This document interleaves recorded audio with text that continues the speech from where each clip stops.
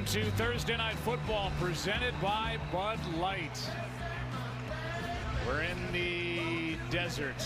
Patrick Peterson, he knew where to find a microphone moments ago. I hear it's about an average of 30 cameras watching tonight. Make sure all 30 of them want me tonight. Because the stage is set. I'm about to make hella plays. Let's go out here and dominate. Dominate on 3. 1, 2, 3. Dominate. Let's go, baby. And with that, we welcome in Mike Pereira. We're going to have fun tonight. That I pledge to you, the viewer. And Mike Pereira, during the offseason and then the preseason, all the talk was about the new helmet rule. How's that played out?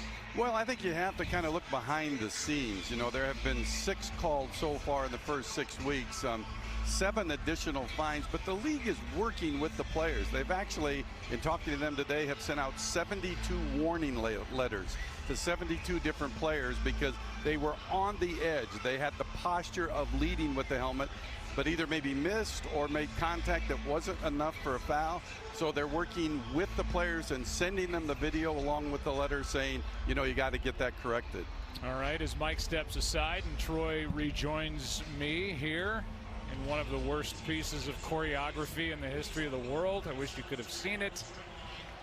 We look at Josh Rosen and Von Miller. You know, this is high-priced television right here, and we got Hall of Fame quarterbacks banging into ex-NFL officials. And let's talk about another UCLA quarterback and Josh Rosen and this Arizona Cardinals offense. Well, I liked him coming into the draft, and I had him as my number 2 quarterback, and I think Arizona got themselves a heck of a player. Now he's just making his 4th start. He didn't get a lot of the work in the offseason and in the camp because Sam Bradford was expected to be that guy. But as you pointed out, this has been an offense that has really struggled, and some of that's to be expected when you're playing a young quarterback. However, they've just not been able to give him much help with being able to run the football, and the biggest surprise to me has been David Johnson and the fact that he's not been able to get going, and I would expect that to change.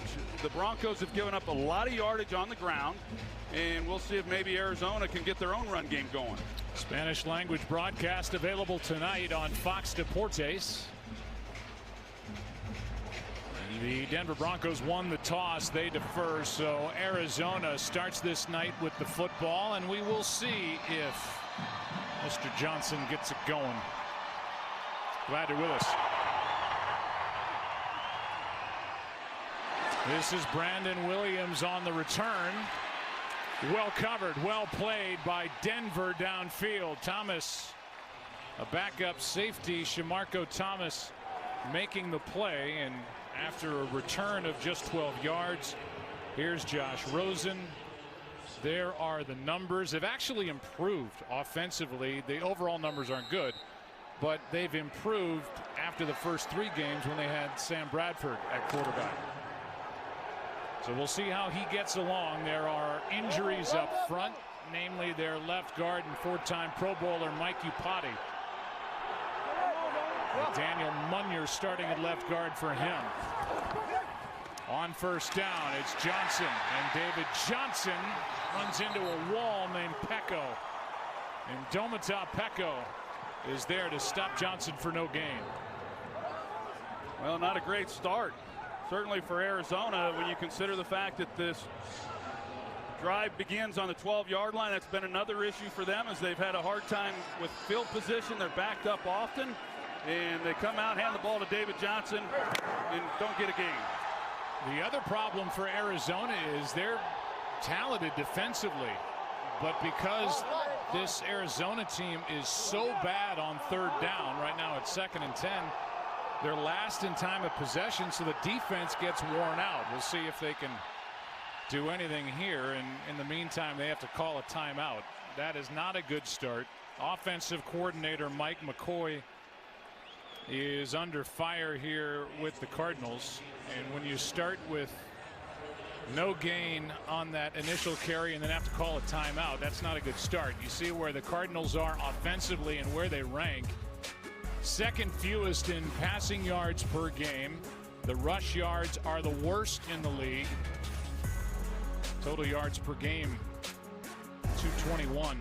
That's the fewest through 6 games. Now 2nd and 10.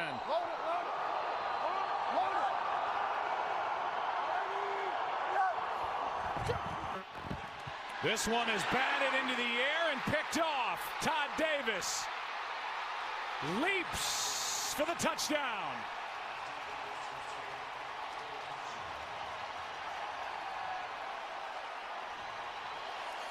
Hit at the line of scrimmage after it left the hand of Josh Rosen, and there was Todd Davis to return it 20 yards for the touchdown. Yeah, Derek Wolfe, he gets his hand on it and deflects it up in the air, and Todd Davis is right there. He gets the deflection, and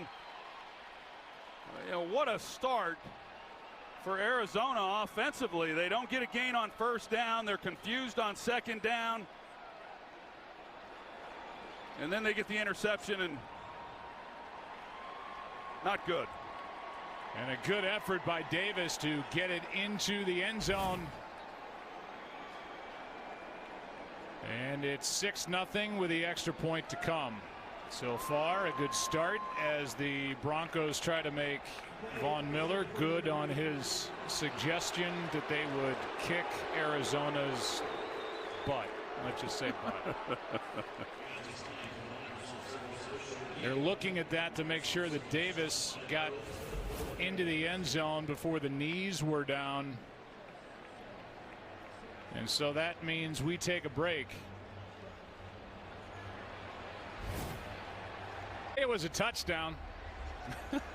They verified that it was a touchdown, which didn't take much of a look. But here's Wolfe, who gets his right hand involved, and for Todd Davis, Troy, his first career interception, his first career touchdown in the NFL. That's a pretty good start defensively for them, and something that they have been needing to do as well. 7-0 Denver on top, but a flag is down at the line of scrimmage, and it's an offside call against Arizona. You talk about a trifecta of junk for the Cardinals.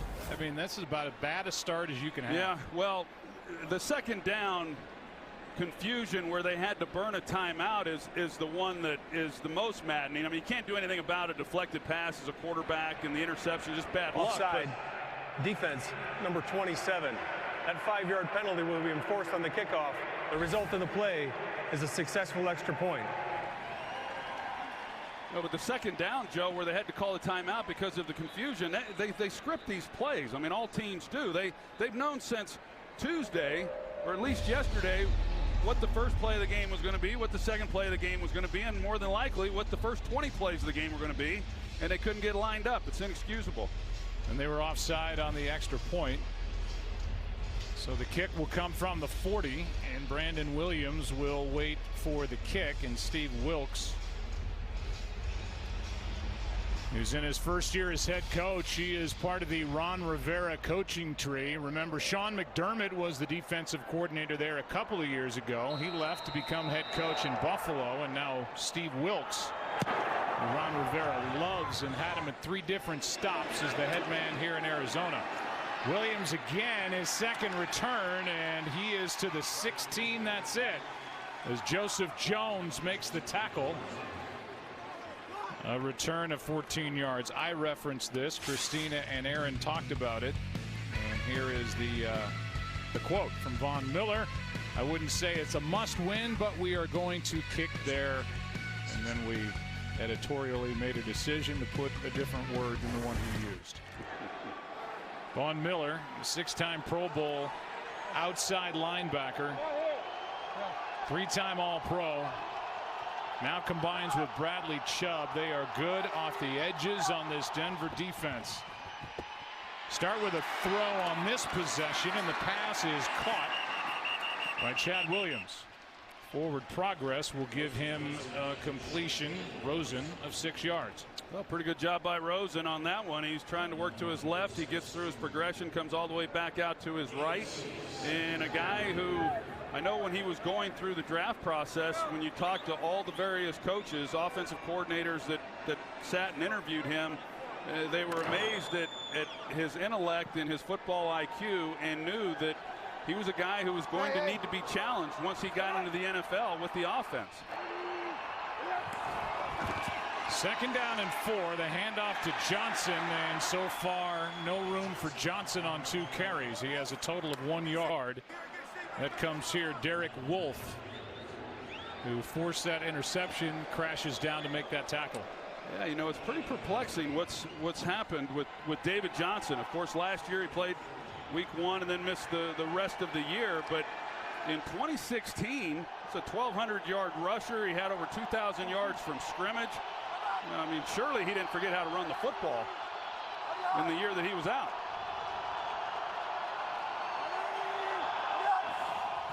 Third down and 3.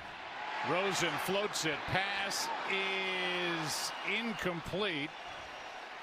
Both Larry Fitzgerald and Ricky Seals-Jones had a crack at it, and it kind of dropped right in between the two. Fourth down.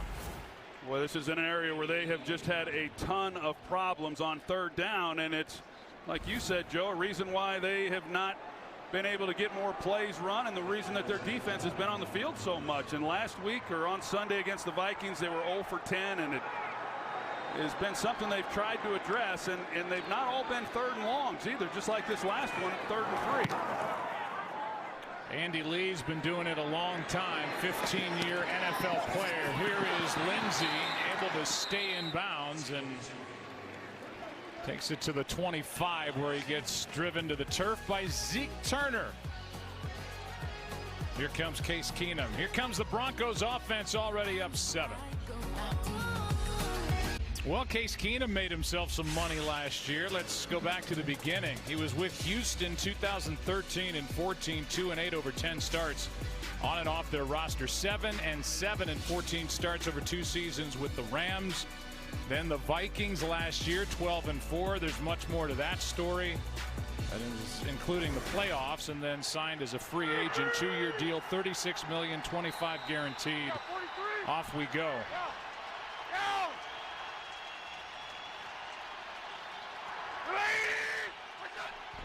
From the 23-yard line, the handoff is to Freeman. And Royce Freeman, the rookie out of Oregon, gets 2.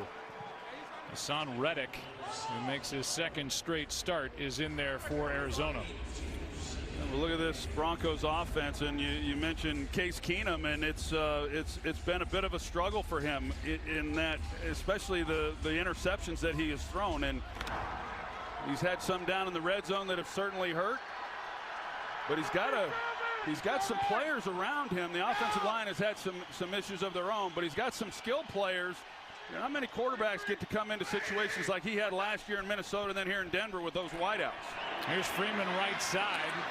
Had a fullback in front of him. Marcus Golden makes the tackle after a gain of 2. Janovich was out in front blocking. It's 3rd down and 6, and there is Vance Joseph, who was 5-11 in his rookie season as head coach. Broncos have not had back-to-back losing years since the mid-70s. They've lost 4 straight, 2-4. Well, that's hard to believe, isn't it? Since 74 and 75, the last time they had back-to-back losing seasons. You say, wow, I mean, how many organizations can say that? On 3rd down, Keenum in trouble, gets away from the rush, and now throws for the 1st down to Demaryius Thomas. There's a little bit of what Case Keenum can do, using his legs, throwing on the move, and he finds 88. Yeah, that is what he can do. He's got the ability to get outside the pocket, and then he makes some accurate throws, and he gets the ball to Demaryius Thomas, and that's a good job there of making something happen when it broke down, because he had pressure pretty quickly in his face that forced him out of the pocket. 10-yard completion on 3rd and 6, and now Philip Lindsay, the other rookie running back, behind Keenum. Fake toss. Demaryius Thomas, coverage left him, and Thomas with a nice gain on 1st down. Antoine Bethea made the stop, but a gain of 8. Both these teams clearly come into this game feeling as though they can run the football. The Cardinals are the 31st ranked run defense in the league. Of course, the Denver Broncos, they come into the league ranked last. Now the Broncos, they they have had success on the ground. They have the ability to run the football. They're #1 in yards per carry average. They just have had games where they've had to abandon the run a lot sooner than what they'd like to. Lindsey gets it, an exciting rookie from Colorado. Throws a little right cross on his way out of bounds as he picks up 22. And Patrick Peterson didn't like it. Well, it looked like Chandler Jones had a chance at him at the line of scrimmage, and he just fails to make the play. Well, he gets kicked out, but I'll tell you what, Lindsey has been fun to watch, and he's a jitterbug type guy. He's been their leading rusher coming into this game and can do a lot of different things, and he's a hard guy to get to the ground. So a stiff arm and then some words for Patrick Peterson from the rookie. Here's a flag on the play and a quick throw and completion. Short gain to Emmanuel Sanders of 2, but a flag down right at the start of the play.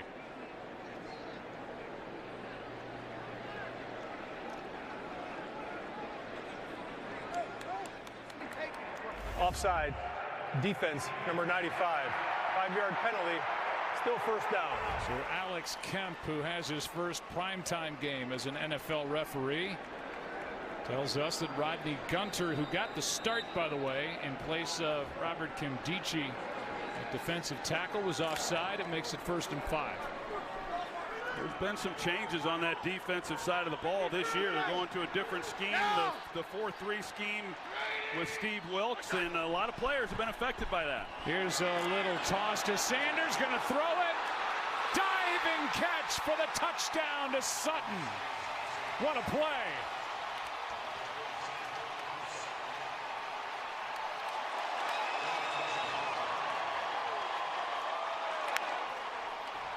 They love their rookie, Cortland Sutton, and the veteran Emmanuel Sanders. A nice pass for the touchdown. Now, that's pretty good. He was wide open. Sanders almost overthrew him, but you're going to see Sanders come from the left of the screen, and they seal the edge nicely right there. That allows Sanders to have a clean throw. Almost overthrows Sutton, but Sutton's one of those guys. He's at 6'4", and he's able to stretch out and make a heck of a play. What a catch. They talk about catching radius for these big wide receivers, and he used all of it. And it certainly looks like he had control through the catch. He did. This to make it 14-0. As McManus knocks it through, that's the second career completion for that man, Emmanuel Sanders. His first touchdown pass. Cortland Sutton. Touchdown number 2 in his rookie season. Great start, Denver Broncos.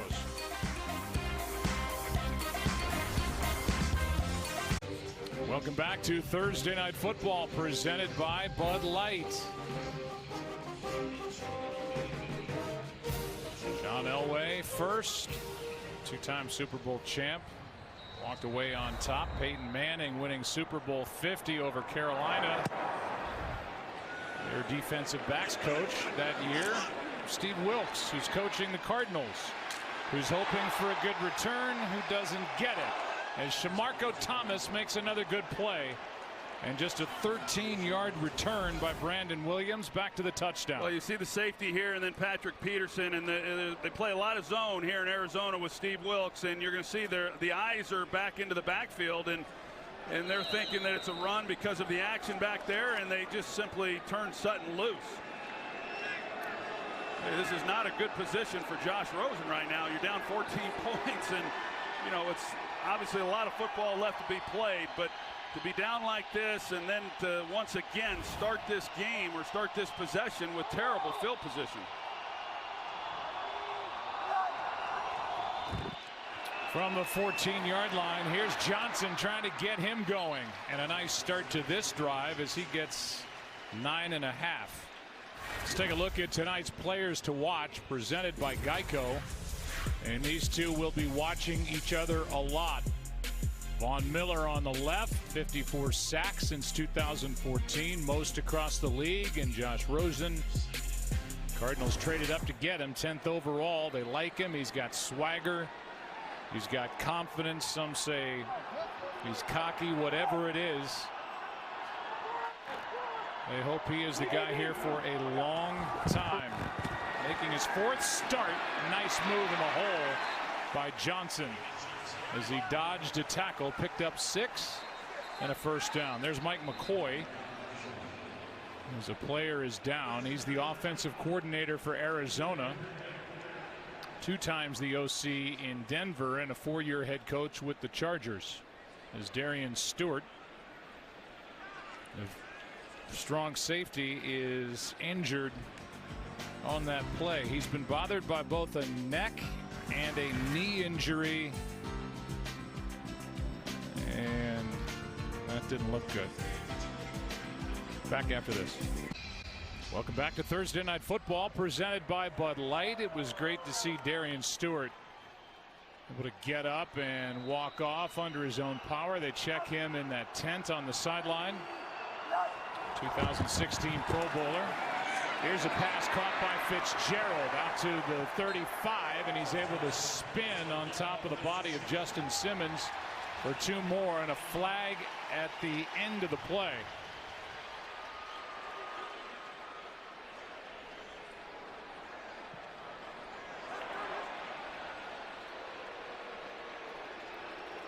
Pecco came in and delivered a hit. He was pleading his case as Fitzgerald got a couple of extra yards at the end of it, and that's what's made the officials get together. That's what drew the flag. We'll see if they stick with the call or pick it up. Well, he came in. I don't know. Personal foul. Defense, number 94. 15-yard penalty from the end of the run. Automatic first down for Arizona.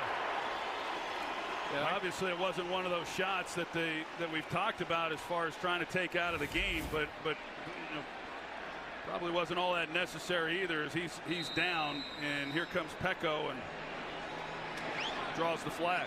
Mike Pereira, what do you think? I think it's the right call. He's on the ground, and it's just late, and he's up near the head or neck area, so I think they're going to throw that probably 9 out of 10 times. With the 15-yard penalty, a 23-yard gain. Rosen to the sideline, pass caught by the tight end, Ricky Seals-Jones.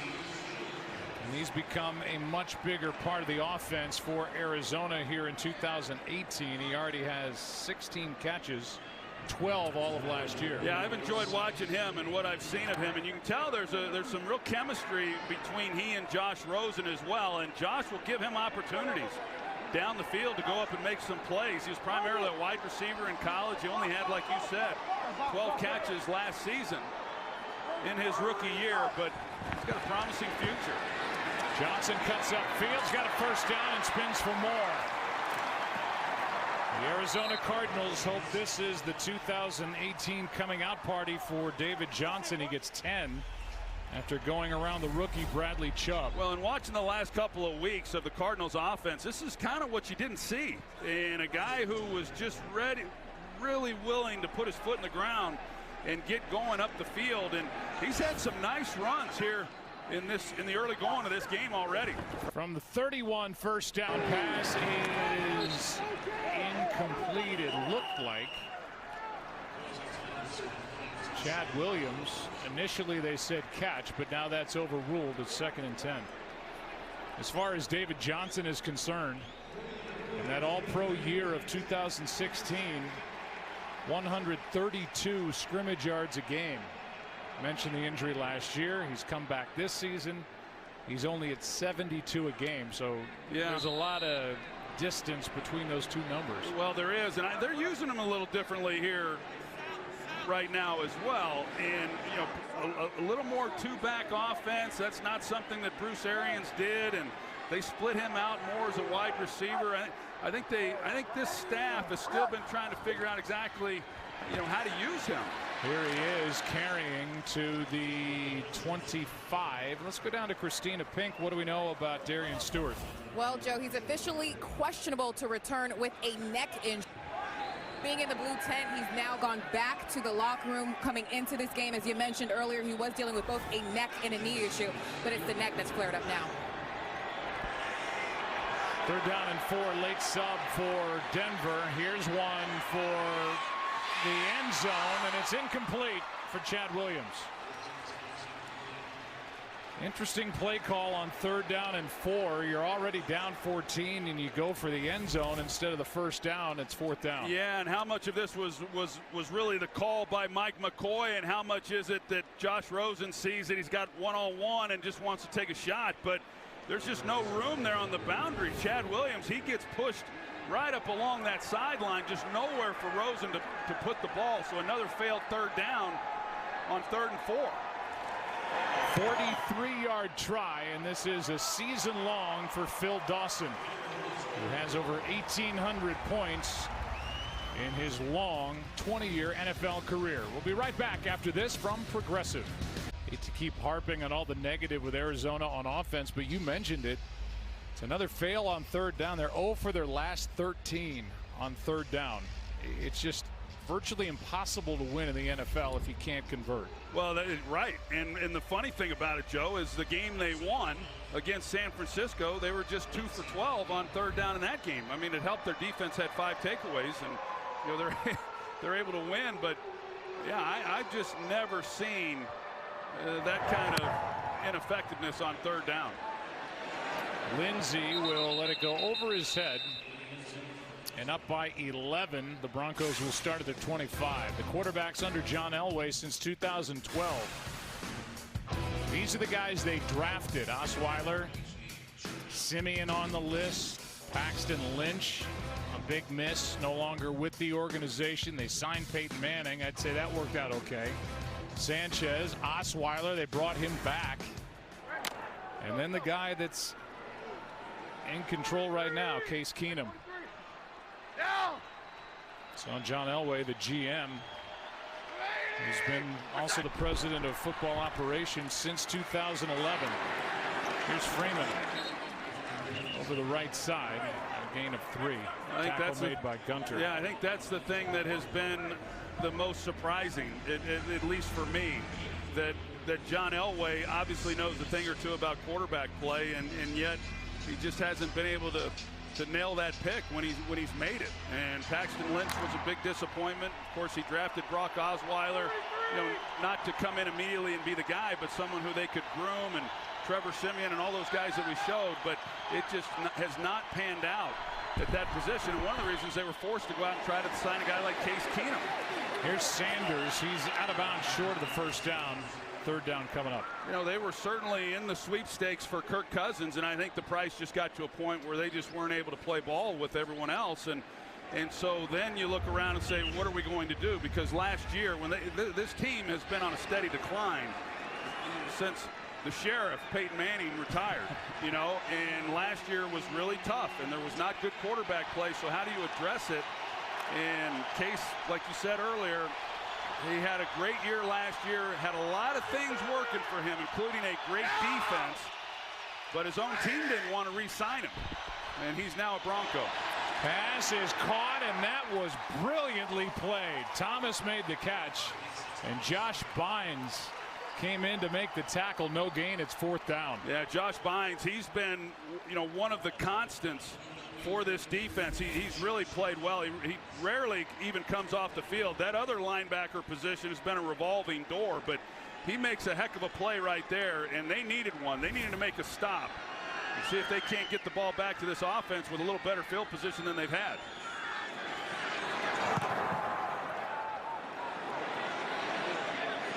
Christian Kirk, the rookie, hauls it in near his own 27. The MLB postseason continues tomorrow with Game 6 of the NLCS. Machado and the Dodgers go to Milwaukee. I'm sure they will welcome Manny Machado with open arms as they take on Christian Yelich and the Brewers in Miller Park.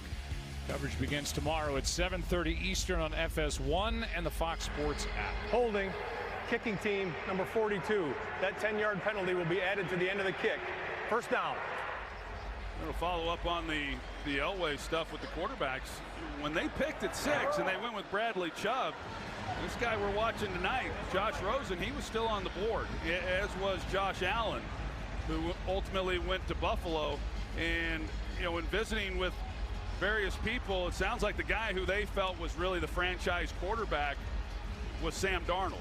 And of course, he was off the board at that point, but they decided to go defense, and I think the player they got in Chubb is a heck of a player as well. You heard the penalty.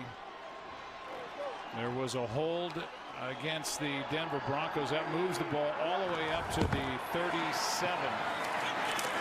Handoff is to Johnson, and he lost a yard. Todd Davis, who has a touchdown, made the play, and here's the call.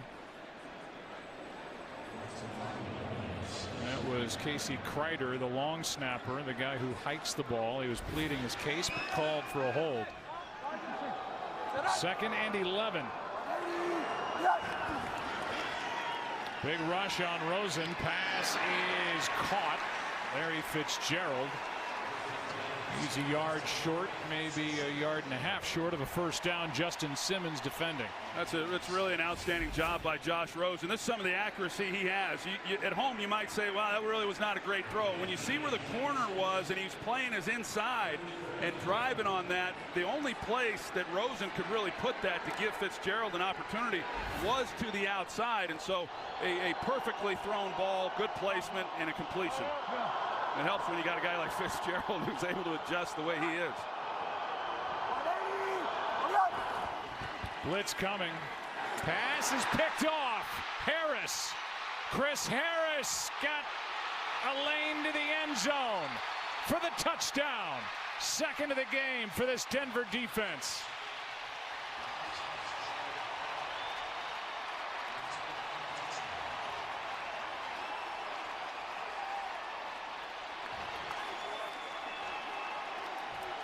The 3-time Pro Bowler was waiting, undrafted from KU. What a career he's had. 52 yards for the touchdown. Well, J.J. Nelson, he stops on the route because he sees the safety coming across, and there's going to be contact. And Rosen doesn't know that. He makes the throw, and Harris is there to intercept the ball. 21-3 for Denver. And they're trying to encourage the rookie on the sideline as the defense has his 2nd score. Well, you're going to see as they come across the out route there, you see that J.J. Nelson, he stops because of the contact that he's anticipating. And as a quarterback, you can't anticipate that your receiver is going to stop. He can't stop. Even if there is a collision, he has to work through that. And J.J. Nelson, a guy who has not gotten a lot of opportunities this year. He's been more of a deep threat in the offense with Bruce Arians, and he just makes a mistake, and as Rosen turns it loose, Chris Harris is there to make a play.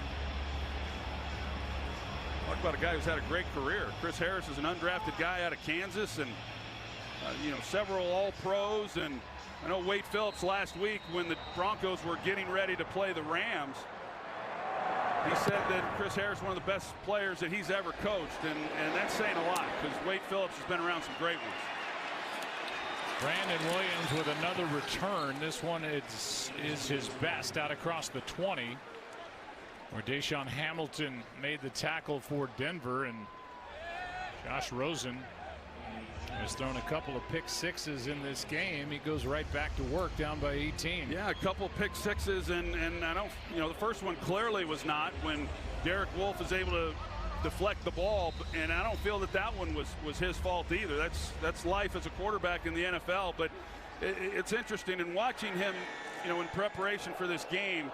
We've seen so many young quarterbacks come into this league recently and have success that for the first time I'm seeing a guy have struggles much like I did and much like most quarterbacks used to always have. Here's Johnson. Pushes the pile forward and gets 3. And whatever this offense has looked like for the Cardinals, and however Rosen has looked, I can promise you. I mean, this is like the Los Angeles Rams compared to my rookie year and what we had out there. So you're saying there's a chance? Well, I definitely think there's a chance, and like I said, I do think a lot of Josh Rosen, and I feel that he's going to be really good player in this league for a long time, but you know, there are some growing pains that come with it. And another timeout taken, and Rosen is frustrated.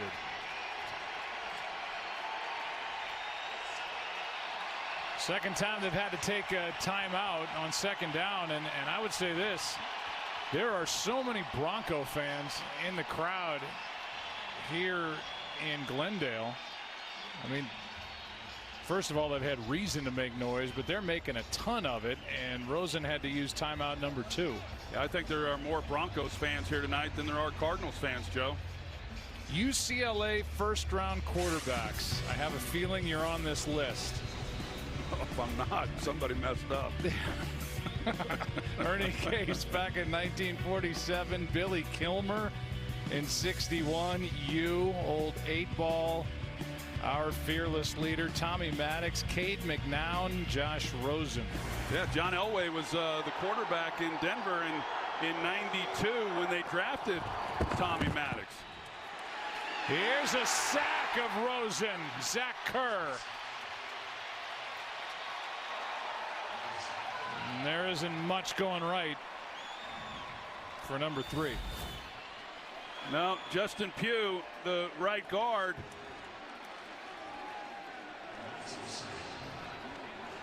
And that was Munyer who was in there. So Pugh's been bothered by a hand injury. And so they've moved Munyer to right guard. Yeah, so there's been a change up in the offensive line, and Munyer now at right guard, and he gets overworked by Zach Kerr. There's a delayed handoff to Johnson on 3rd and 15, and that could very well be the end of quarter number 1. A gain of 6. It's 4th down. Aaron, what's going on with Justin Pugh? Well, injured that hand last week against the Vikings, and you can see him on the sidelines with that cast around his left hand. I talked to him during pregame warmups, and he said, this is a big deal. You need your hand when you play offensive line. He said, the most I can do is kind of poke around with it. He was saying if he could, in fact, play, he'd just have to get his body in front of the guys. But he hasn't suited up yet, or actually put his helmet on to go out there yet, guys. So we'll take a break on Thursday Night Football. It is all Denver so far, 21-3 at the end of 1. Aerial coverage is brought to you by State Farm. Glad they're with us tonight. And as we move into quarter number 2, a punt from Andy Lee.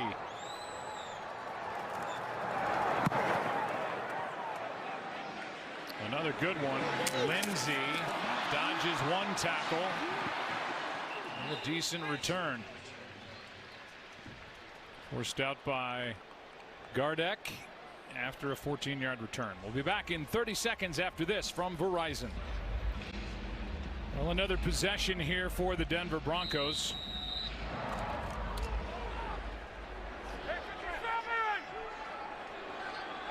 As they lead by 18, this one starts at the 36. They fake it to Lindsey. Keenum with all kinds of time. Airs it out all alone is Sanders. He will walk into the end zone with a flip at the end of it. What a night for Denver.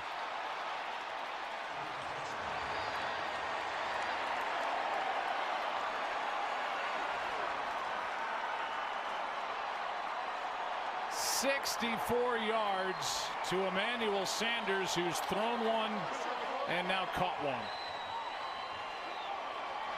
Well, the middle safety, he comes out of the center field and he drives and just loses responsibility. Emmanuel Sanders on a deep post, and they've had some big plays the Broncos have in their passing game here this year. I think right now Vance Joseph is actually having the time of his life. It's happening. We're seeing it. You see right there in the middle, free safety. He's responsible for anything deep. He starts looking in and he tries to jump the crosser, and it opens things up for the deep post, and just not well played by Rudy Ford and his responsibilities. Emmanuel Sanders, this guy can flat out run, and what a productive player he is. And but that should never happen. Rudy Ford should be back there taking that away. He got the start for the injured Trey Boston. The flare at the end of it. Sanders was called for an unsportsmanlike conduct penalty last week against the Rams. It really caught everybody on the Denver sideline off guard. It cost the Broncos an opportunity knocking on the door of the end zone, and well, he is trying to make up for that with a touchdown pass, a touchdown catch, and this is a 28-3 game. 20 seconds into quarter number 2.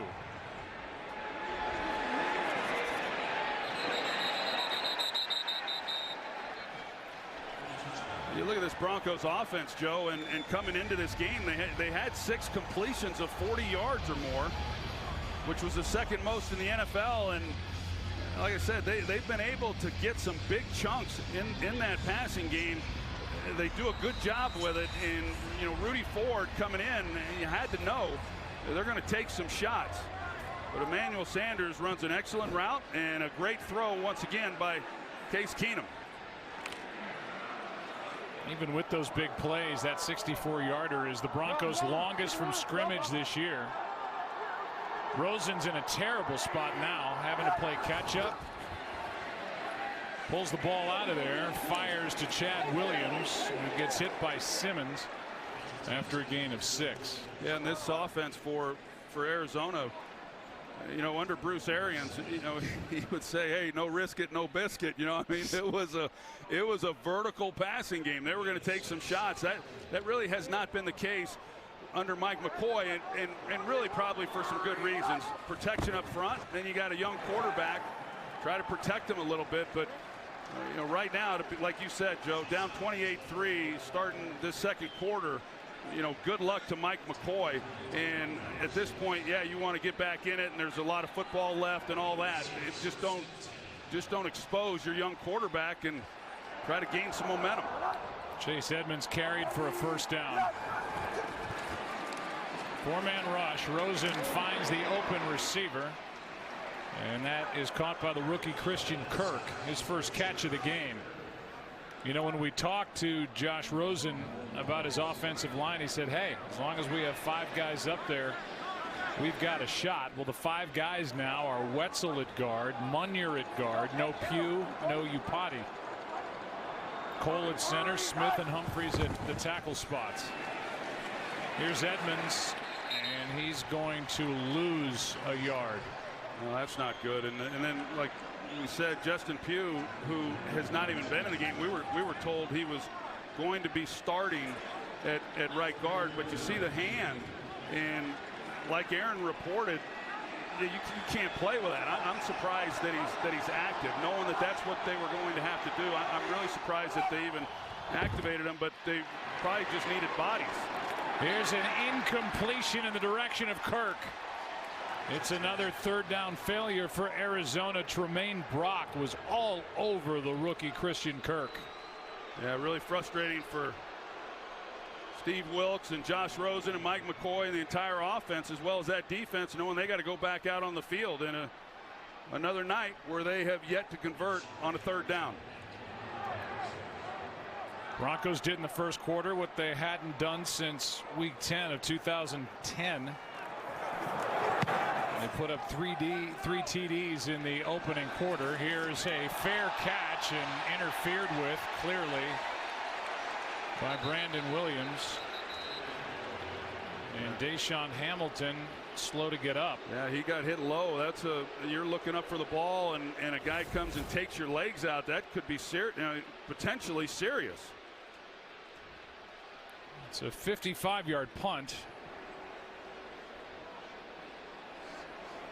You could see Williams slide into the legs of Hamilton, and let's just hope he's okay. Fair catch interference. Kicking team number 26. 15-yard penalty. First down Denver. Timeout. And they check the right knee of Deshaun Hamilton. Welcome back to Thursday Night Football, presented by Bud Light. Glendale, Arizona. been the home of the Cardinals since 2006, this stadium, and it will host its 4th Super Bowl. Super Bowl 57 in February of 2023.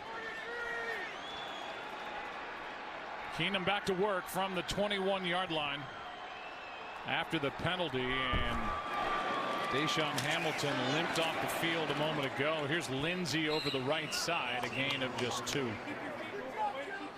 Let's talk to Christina about offensive coordinator Bill Musgrave.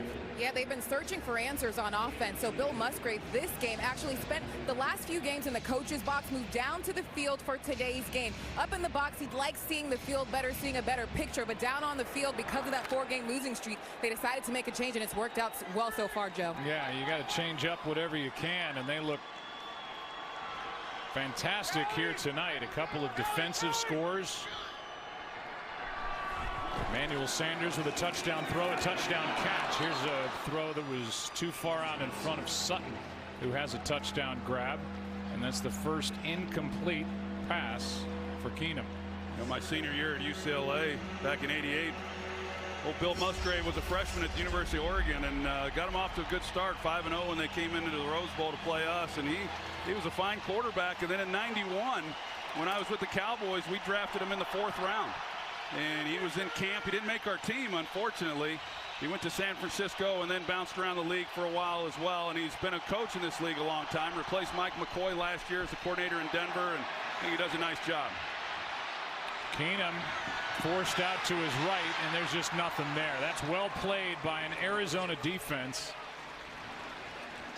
It's down 25 points at the moment. Good coverage downfield. It's 4th down. Yeah, they do a good job, and boy, they desperately needed to not give up any more points, and they've got some things to work with. Like I said, Patrick Peterson, one of the great corners in our game, and he's been asked to play a little bit differently this year also. He always locked down with the best receiver, press coverage.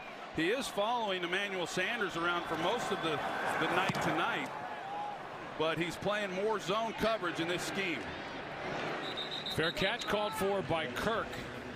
The punt by Wadman, 38 yards. Decent field position for Arizona. They need points, a lot of them. Welcome back to Thursday Night Football, presented by Bud Light. The great Kurt Warner to Sam Bradford. Bradford was the #1 overall pick in 2010, was the AP Rookie of the Year that year, threw for over 3,500 yards. At that time, the 2nd most all-time by a rookie. Here is a pass behind the target. J.J. Nelson out of the hand of Rosen. It's 2nd and 10. Yeah, interesting with Sam Bradford. He got a $20 million contract to come this year and play for the Arizona Cardinals, $15 million of which was guaranteed, and the other $5 million is tied up to some bonuses on whether or not he's active. And so therefore, once he was no longer the starter, he's not been in uniform. He's been inactive each of the 4 games now that Josh Rosen has started, to avoid paying him money on the bonus. 2nd down and 10. And the play clock runs out. Boy. Delay of game, offense, 5-yard penalty, 2nd down. And Rosen had a guy in motion, stopped him from going in motion, got back under center, looked up, and the play clock was at 0. Clock's running down. He's trying to get his player to stop and just so he can get the ball snapped. And it's hey, like I said, this has not been pretty. It hasn't been good offensively all season for this team. They've yet to even have 300 yards of total offense in a game when teams are going for 500 in today's NFL. And like I said, to start this game on the 2nd play of the game and have to call a timeout because you can't get lined up, in a lot of ways that kind of says it all. 2nd down and 15 now. The pass is broken up. Good coverage downfield on Christian Kirk by Bradley Roby.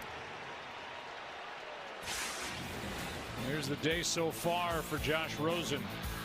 Just about right out of the gate. That tip pass by Wolf, returned by Todd Davis for the touchdown. He's been under fire, had a receiver stop that was returned for a pick six by Chris Harris. For Harris, his 4th of his career. It's another 3rd down and long. And a sack.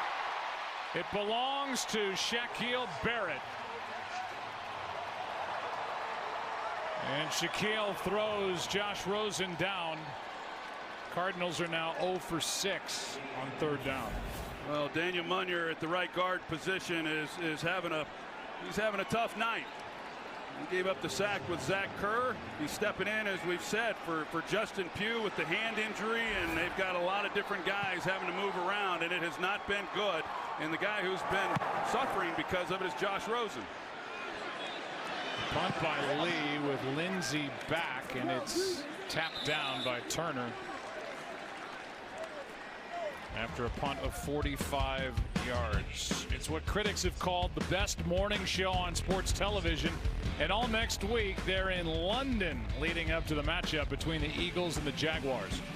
Good Morning Football live from London starts Monday at 7, only on NFL Network. You kind of worked Peter Schrager into the thing tonight with the pregame. Yeah, well, that was good. Freehold's finest. We're never far away from Peter Schrager.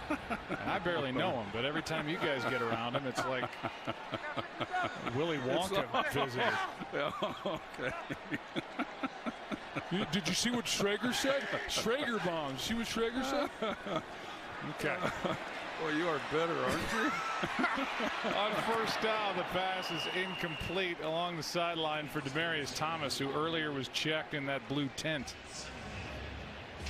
after a hit earlier in this first half. There's your guy, and there's Bill Kolar doing his thing. Nobody can scream at a practice like Bill Kolar. It's pretty wild, isn't it? When I first got into this business after retiring, he was with the St. Louis Rams, and the first practice I went to, and I've been around some good yellers over the years too, but you're right, he's the best. He was all over Ryan Pickett. Remember that? Come on, Big Grease. 2nd down and 10. Here's Lindsey with a nice bounce to the outside for a 1st down. A gain of 11, up 28-3. The aforementioned Kolar still not pleased. We gotta wrap up. Yeah. Right? We missed too many tackles right there. Gotta wrap up in there. Got kind of a super Dave Osborne sound to his voice. Yeah, I mean, that wasn't good based on how we led into it. He's pretty calm there. That's the 28-3 voice on the side. Right. Hey, 57! Lady! What's that? 1st down, Lindsey again. And the play is made defensively by Antoine Bethea. Earlier, Josh Rosen, when he was sacked, see him smack his head back down onto the grass, and he is in that tent now, out of it, on the sideline. Yeah, and he has a bit of a history with concussions. He had one last year at UCLA. He missed their last game of the season because of a concussion. So that would be a bit of a concern, always is, when you're talking about head injury.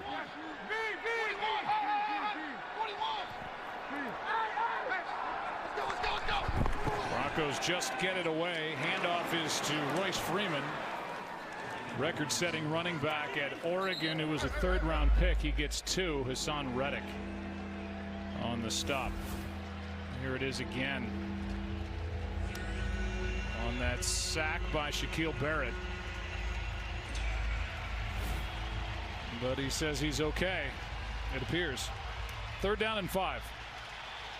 Well, if they start trying to throw the ball, he's going to obviously take a lot more hits. They're having problems interior-wise on the edges. When you're talking about Von Miller and Bradley Chubb, that's what you're concerned about. But that pressure on Rosen has come more inside. Here's pressure on Keenum. He throws it away. There was Devontae Booker close enough to it. No flag. It's 4th down.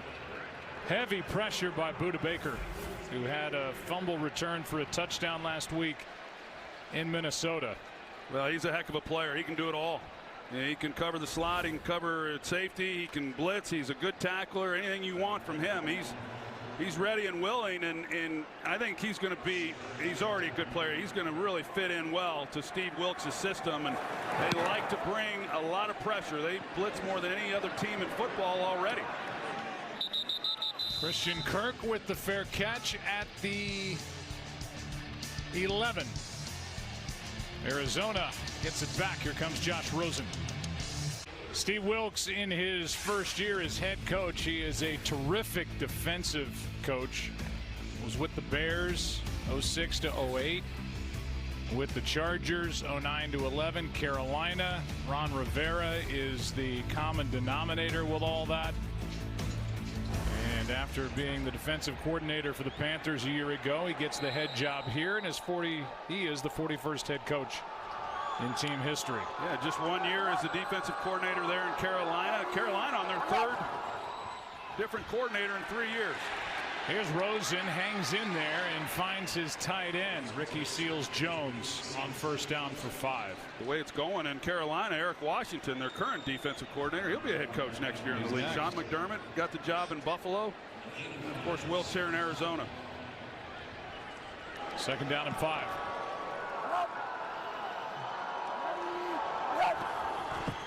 Von Miller got a head start. Pass is batted down. Von Miller is so fast off the ball. I know he tries to time it. He came awfully close this time to being offside, but good luck if you're big Andre Smith out there at tackle. Well, and Andre Smith, he's expecting a little help. I mean, David Johnson, they got Johnson over there to help give a chip, and you know, those guys don't like that either. Of course, Von Miller, he sees it every week, but Andre Smith was probably saying, hey, where were you? Shelby Harris batted that last pass down. It's third down and 5. Play clock at 3. Hand off to Johnson. It's another third down miss. I mean, it's getting to epic proportions for Arizona. They came in at 21.9% on third down, which is by far last in the NFL. They were 0 for 10 in Minnesota last week. They're 0 for 7 in this game. No team has converted less than 24% on third down since at least 1972. Well, they should just go Canadian football and punt on third downs. Why don't you suggest that? Lindsey lets that hop out of bounds. Well, let's talk about the other side. If you're the Denver Broncos, you come in and you've had columnists that have been taking Vance Joseph to task, saying that he's not a leader with the unsportsmanlike conduct call on Emmanuel Sanders a week ago. He was 5-11 last year. They've lost 4 straight. You see where they sit. They're at Kansas City next, at home against Houston, then a bye. You know, who knows? Crazier things have happened. This would be a nice win to get back to 1 under 500. Yeah, you know, and it's crazy that we saw them last year, week 2, against the Cowboys, and they looked unstoppable. They played great, both sides of the ball. Trevor Siemian was terrific as the quarterback. They began the year 3-1, and then they lost 8 in a row. And here's one down the sideline. It's broken up. Great coverage by Ben Wickery on Cortland Sutton. Yeah, and then this year they begin the season 2-0. And then they've just been on this losing streak, and so they've got to get something positive going. But yeah, tough game again then next week, and what might that look like? We all know that you just don't get a lot of time in this league to get things going. We sure like him, though. I know I'm speaking for you as well. But, absolutely. You know, when we've had opportunities to visit with Vance Joseph, he's one of the finest people in the game. Second down and 10 from the 30.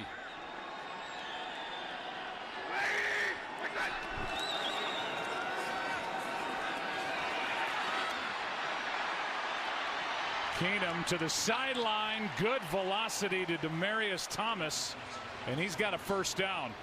That was impressive by Case Keenum. It was, but watch what Demaryius Thomas does for him. This is a scramble drill, folks, and he knows that his quarterback's in trouble. He thinks he's going to go deep, then he realizes he's not going to be able to get by Ben Wickery, and he comes right back down the sideline and gives Keenum a place to go with the football. Otherwise, there was no one else open for Keenum, and it's just a veteran move by him. A lot of times you watch these receivers, and they just do not know how to separate when their quarterback is out on the edge.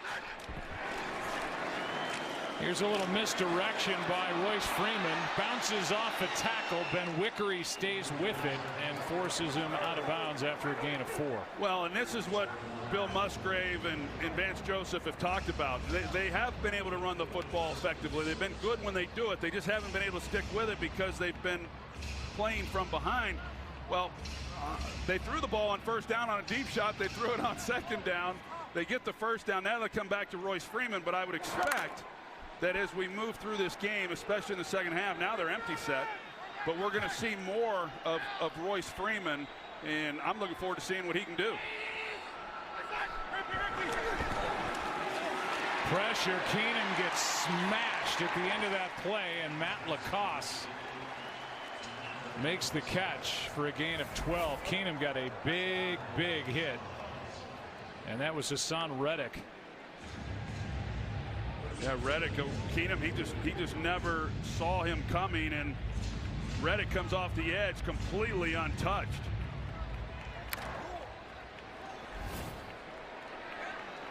But Keenum hung in, completed it to the tight end, first down.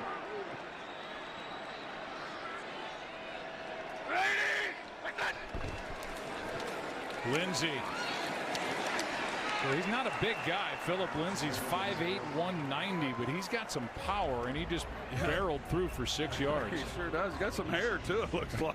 But you know, for a guy that, yeah, like you said, he's only 5'8", and he can scamper. I mean, he can do all kinds of things, but he's run between the tackles, and he's moved the pile after he's gotten hit.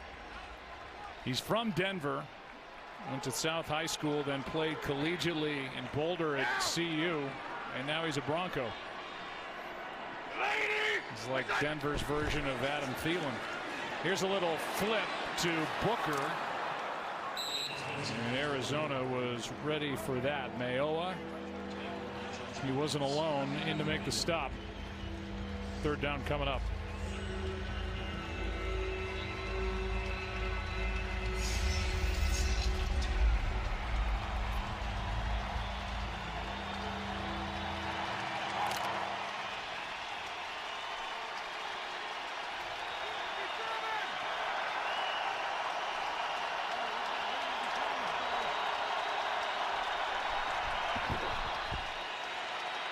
Good protection. Keenum's going to step through and make it for the first down. Budda Baker on the stop, but not before Keenum picked up a fresh set with 7 yards. Yeah, normally third downs, you're going to see pressure from the Cardinals. This time they just rush 4, drop into coverage, nothing there. And Keenum shows what he's able to do. And then gets hit around the helmet by Budda Baker. First down. Third base. 40. Now. 57. Lady. What's that? Freeman. Baker. Gain of 4. You know, if you're going to go on the road to Kansas City next, which is where the Broncos go, now, this may be a 25-point game, but you almost have to get a tune-up going. I mean, you're going to be in a shootout if you want to win against the Chiefs. The Patriots just did it, but both teams scored over 40. Yeah, that was a fun game to watch. You hated to see anybody lose that one, but you sure felt like whoever had the ball last was going to be the team that won. And when Kansas City scored to go up with a time left on the clock, you know, New England and Brady, they handled that beautifully, taking all the time down. Handoff to Freeman on 2nd and 6, and there's Ben Wickery again. And that will bring us to the 2-minute warning. It'll be 3rd and 6 when we return. Beautiful night in Glendale, Arizona. The roof is open. Not so good on the field for the home team. 28-3, Denver. An impressive half, both offensively and defensively. Well, we said there were a lot of Broncos fans here, maybe over half the stadium, and maybe it's the entire stadium now. I think if you're a Cardinals fan, you've left. 3rd down and 5.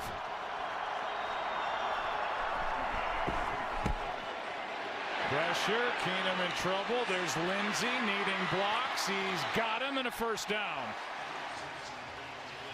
Bynes with the tackle, but not before Lindsey got 6, and that kid is pumped up. Yeah, he sure is. That's nice work on his part. You got Keenum, they run the screen, and yet they turn a free blitzer loose, and Lindsey, he's got to still go get it, even though he's got blockers out in front of him. There was contact made prior to him getting the 1st down, and he showed some of the power that he has, and that's a nice tandem that they have, really, with Lindsey as a guy that can do the things that he's able to, and then to bring in Freeman as another rookie with a little more power.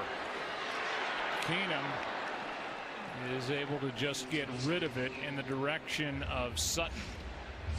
It's Hassan Reddick who came flying in on that previous completion to Philip Lindsey. You think about Keenum and what he did last year in getting his Minnesota Vikings to the NFC Championship. I think of Pat Shurmur and how he handled that whole situation with Keenum at quarterback, what he got out of Case, what Pat Shurmur got out of a rookie Sam Bradford back in 2010 to be the AP Rookie of the Year. Now the head coach with the Giants. Obviously his hands are full, but he can coach. He's proven that.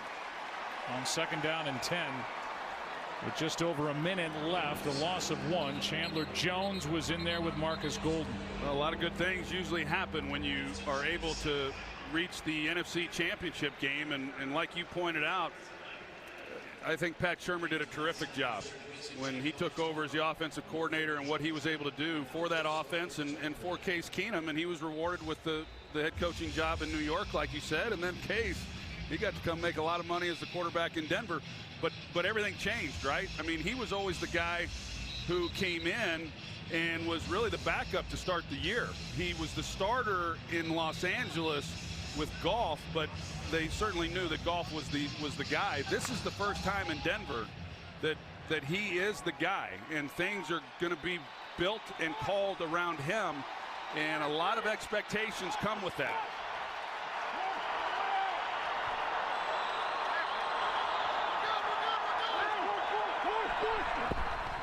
Third down and 11. Pass is caught by Thomas. They will mark him with enough for a 1st down, and that was a precision throw. Good for 12. Stay tuned for the Toyota halftime coming up from New York. The guys are having their usual fun out on the street. Avenue of the Americas, and Terry will talk about the Broncos' creativity. Howie on the Denver D. We are inside of 2 minutes. If they're going to review that, it would come from up above. They don't. End zone. Touchdown, Hireman. And a flag comes down. A flag right where Hireman was. He may have gotten called for offensive pass interference. There was definitely contact. It's just a matter of who's going to be called on. 82 right in the middle. And I'm not sure there was really a lot there. Pass interference. Slipped, but offense number 82. 10-yard penalty. Remains 1st down. So take the points off the board as he got his hands into the chest of Josh Bynes, but it looked like Bynes kind of slipped. Yeah, I do think he got pushed by Hireman, but with that, I think his foot also gave out, so it looked probably a lot worse than it actually was. If he doesn't slip, he may not have even gotten called. So that makes it 1st and goal from the 20.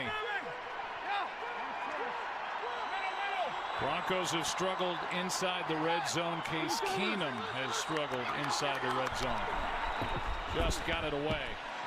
Underneath, pass is caught by Sanders, breaks the tackle and adds to it. Rudy Ford couldn't bring him down. A gain of 13. Peterson was there for the stop.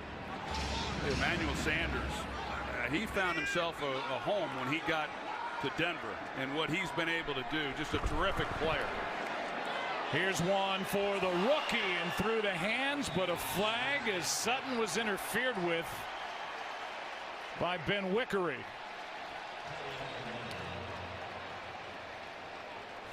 We'll take a look at it and see. Sutton, this is where he's really effective. Defense number 23. The ball is placed at the 1-yard line. Automatic first down.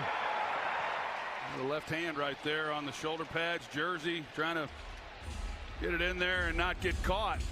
Mike Pereira, you like that call? I do. Even though he was in good position, he got in the collar, and really that helped him to keep the receiver down, so that's a good call. Yeah, this guy Cortland Sutton, I'm telling you, we talked about him a little bit earlier as far as his size at 6'4", but he can really go up. No! He wasn't able to.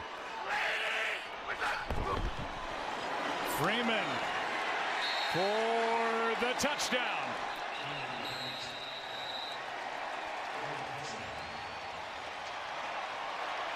The rookie with his 4th of the season.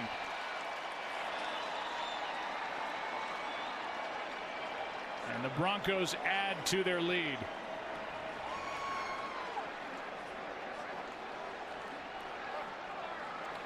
There is Michael Bidwell on the left, Steve Keim, the general manager, on the right, and they can't like what they're seeing here at all. As you see the ball break the plane of the goal line, and clearly a touchdown by Freeman.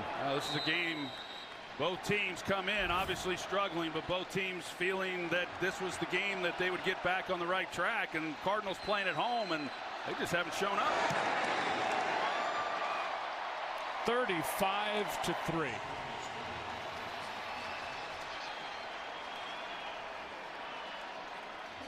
Here recently, the NFL has lost 2 very influential men, 2 owners. In 1984, Alex Spanos bought the San Diego Chargers, son of Greek immigrants, became wealthy investing in real estate.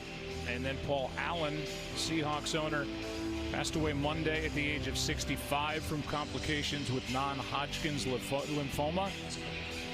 In 1996, for the Seahawks, the franchise's future in Seattle was hanging in the balance, and according to reports, then owner Ken Behring wanted to move the team to Southern California. Paul Allen stepped in, kept that franchise in Seattle. So to the families of Mr. Spanos and Mr. Allen, our deepest sympathies.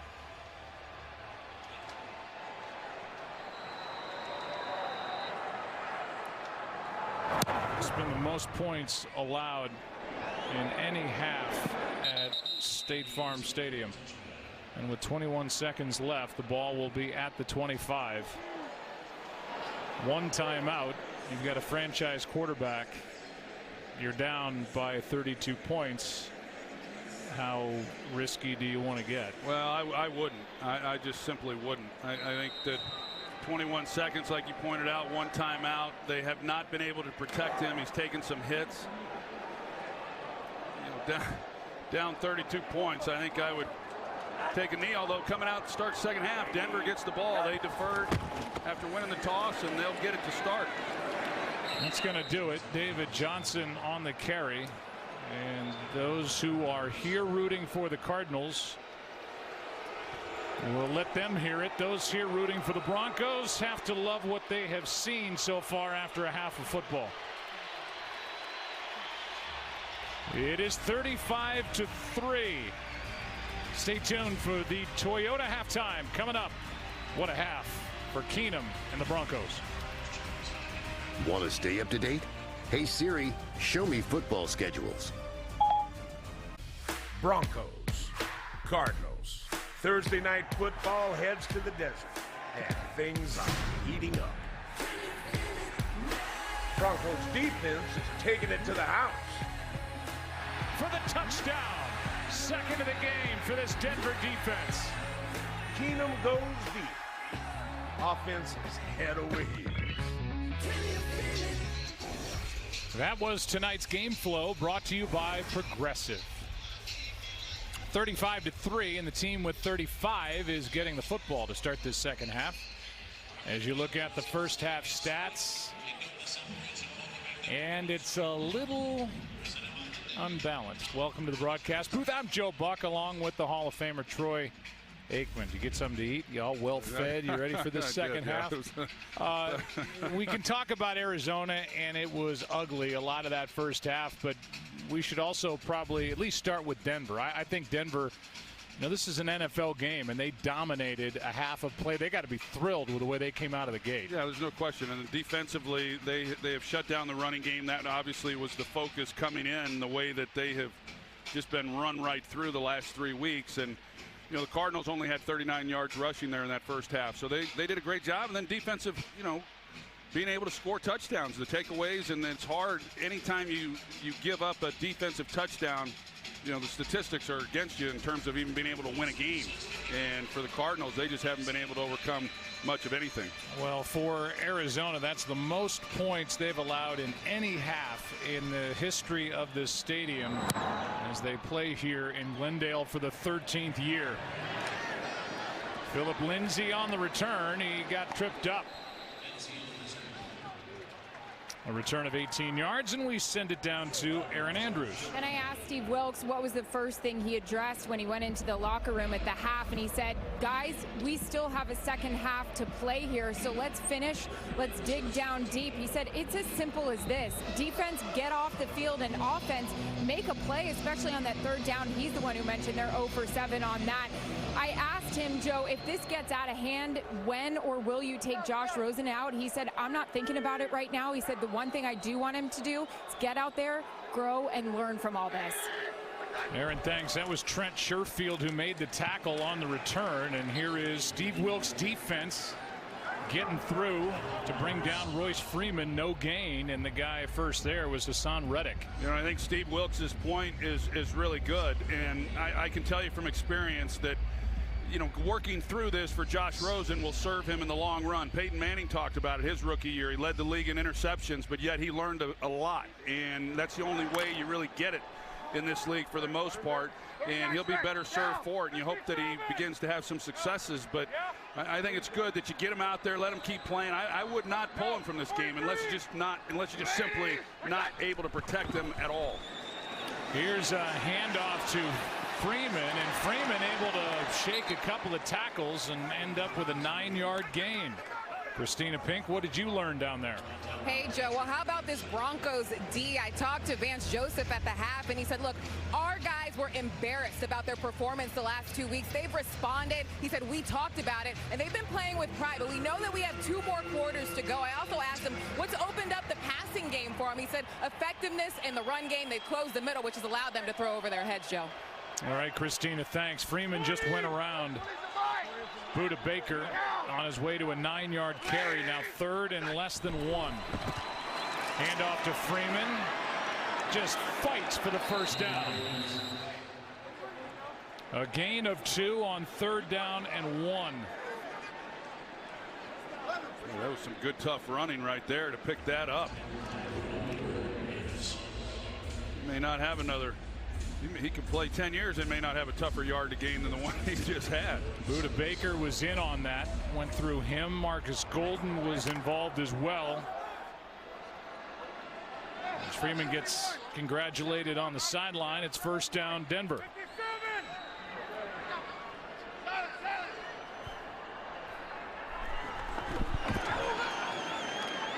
Keenum, a little pump fake, and now picked. What a grab by the great Patrick Peterson.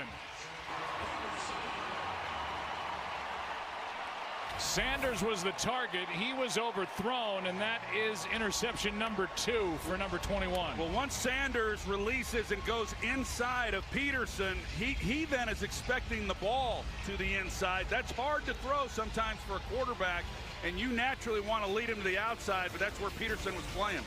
Career interception number 23, Arizona with the ball. Welcome back to Thursday Night Football, presented by Bud Light. The 7-time Pro Bowl corner, Patrick Peterson, just made a nice catch along the sideline, got both feet down, gets it for his offense. Here's Rosen.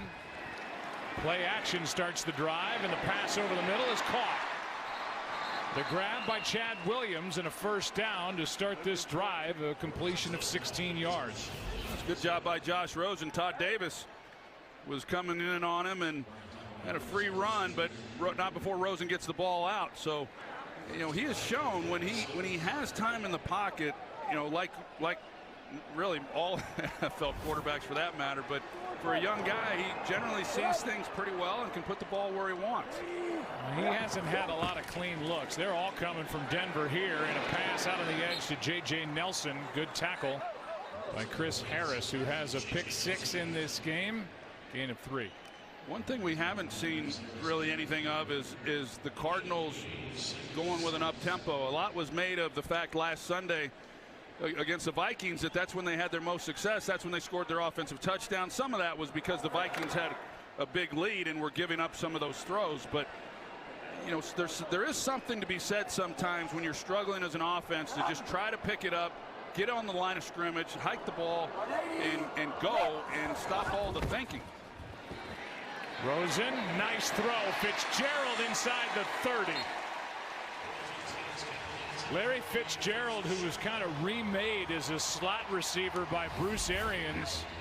He's put up some big years. Now he's working with a rookie quarterback, and that was a nice catch over the middle. Yeah, I think you bring up a good point, and I really believe that, well, Larry Fitzgerald would do anything you ask him to do. I think Bruce Arians added years to his career by convincing him that playing in the slot would be a good thing for him. Johnson is thrown down by Todd Davis, who has an interception and his first NFL touchdown. He's made some plays, no gain. He really has. He's been all over the place today. You know, of course, had the interception, but he's been in the backfield. He's made some tackles, and he's been harassing Josh Rosen when he's come in on the blitzes. He's played well. Second down and 10.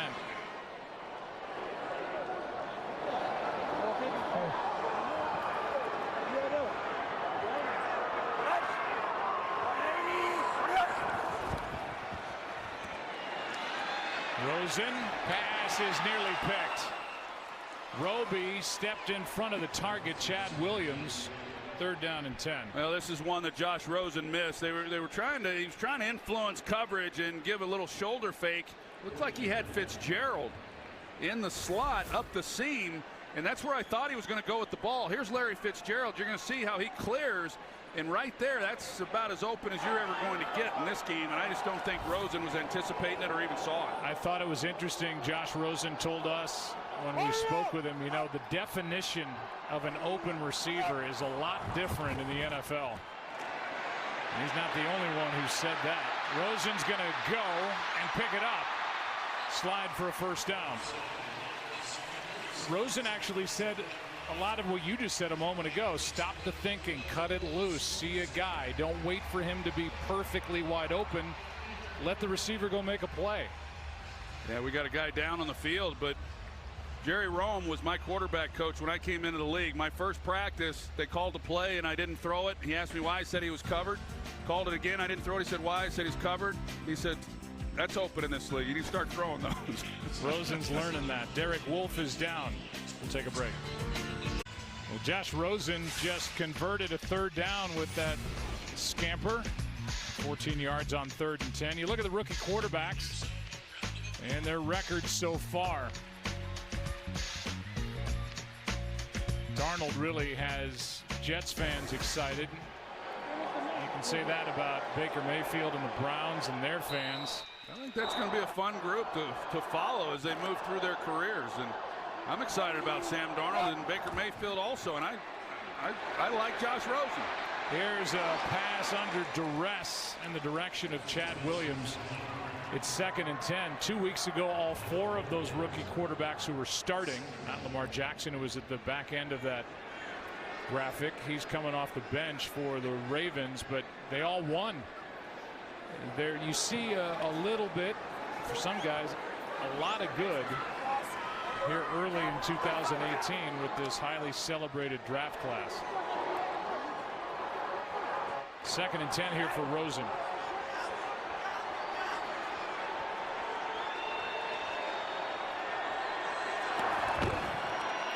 Johnson carries, no room. And a flag is down in the middle of the defense. Yeah, and Todd Davis. He's the one who was right in the middle, and and met David Johnson. The indication was a hold against Denver if he pointed the right way. Here's a call. Holding. Defense. Number 96. 5-yard penalty. Automatic first down. That was Shelby Harris. Vance Joseph is saying it's a running play, but you can have a defensive hold on a running play if you grab a hold of one of the offensive linemen, and they called it against 96. Mike Pereira, that a good call? Exactly what the back judge is told to look for. You have to let him get out to block the second level. He didn't there. Here is David Johnson making some moves in the hole, taking it down inside the 5 to the 4. That was Shelby Harris, who just got called for the hold, who he's in the backfield waiting on David Johnson. So I'm really a little surprised. I mean, even though Arizona obviously was struggling coming in, I just thought they would run the ball better. I didn't think they'd run it as well some of these other teams have against Denver, but I thought we'd see more production out of David Johnson this afternoon, but that's just simply not happened. His longest run, 10 yards. He's averaging just 3.2 a carry. Rosen floats it. Fitzgerald nearly the second of the game for Harris.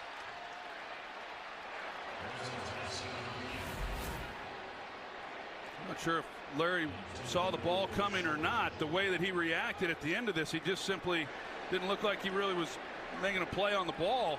And Chris Harris, he doesn't miss many of those.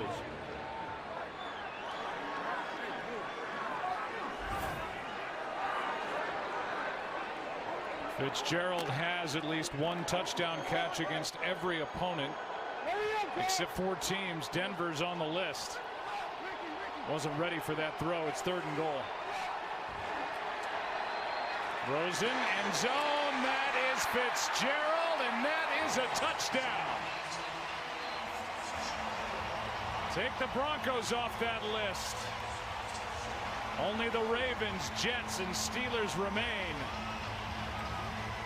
Career touchdown number 111 for number 11. Well, they converted a couple 3rd downs on that drive by the legs of Josh Rosen on the 1, and then here on 3rd down, they're able to feed it into Larry Fitzgerald. You've got just enough.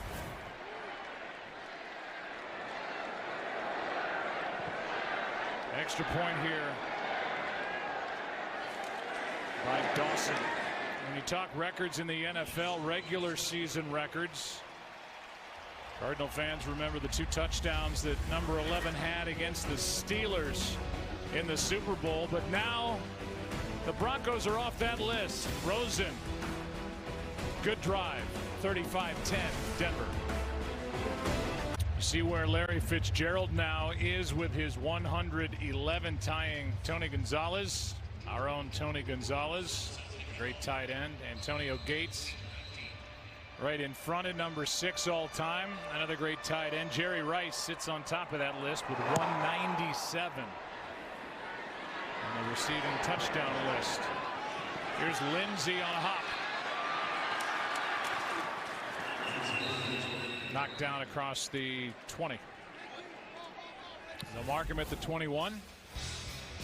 The 2 highlights tonight for Larry Fitzgerald in a lopsided game. The touchdown on a good throw by Rosen, and then during the pregame he took down his former quarterback.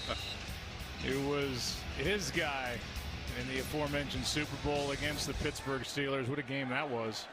Yeah, taking down Kurt Warner. Yeah, that's the bond between a quarterback and his receiver when you've had the success that those 2 had together. Here's Lindsey with a full head of steam. Flag is down back at the line of scrimmage. We'll see if it's coming back. Certainly appears so.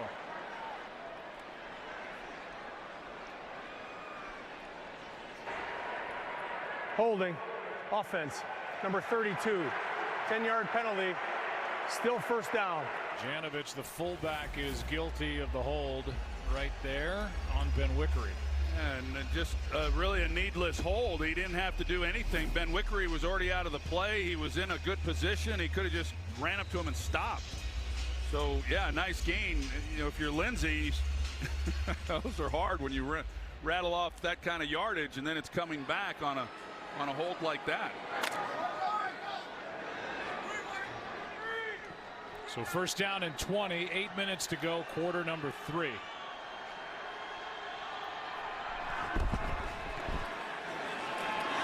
Royce Freeman broke out of the pack. A gain of 5. Erin Andrews, how about some more on Fitz and Warner? Yeah, you saw that fun moment pregame, and Troy, you mentioned the bond between the two. I actually asked Kurt Warner after that happened, what are you telling Larry Fitzgerald about hanging in there? And he just said simply that. Said to Larry, it's going to come. And Kurt saying, you know, the hardest part for him is Larry Fitzgerald so badly wants to lift this offense up. He wants to lift this team up. He's such a competitor, but there's nothing he can do. And as everybody knows, you know, time is running out for Larry. So he's just trying to encourage him and say to him, look, I know this is killing you, but it's going to turn around. On second down and 15, here's Freeman. Third and long coming up as Patrick Peterson gets in on the stop.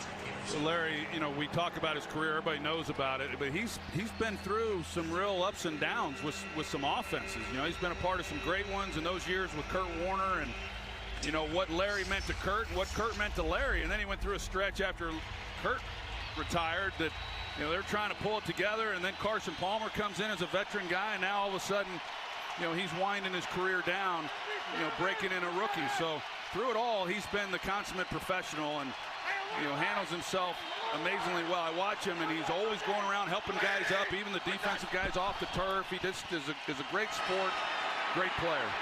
Lindsey, nice tackle by Bethea to save a first down. By the way, 39 of the 111 touchdown receptions for Larry Fitzgerald came from Kurt Warner. It's fourth down and 5 here as the defense is still playing. That's no surprise on a Steve Wilks team. They just had a pick from Peterson. Last time the Broncos had it, now force a punt.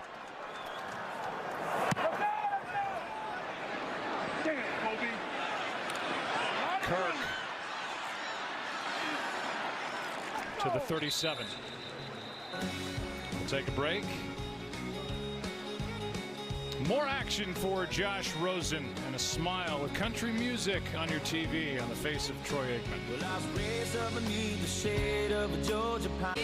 Roy Green, obviously every time he caught the ball, he was looking to score. When you have elite speed like that, take the top off the defenses and be explosive. Jetstream Green, he was a special talent, but every step of the way throughout my career, he's always just been so positive. It's been a blessing to have him in my life.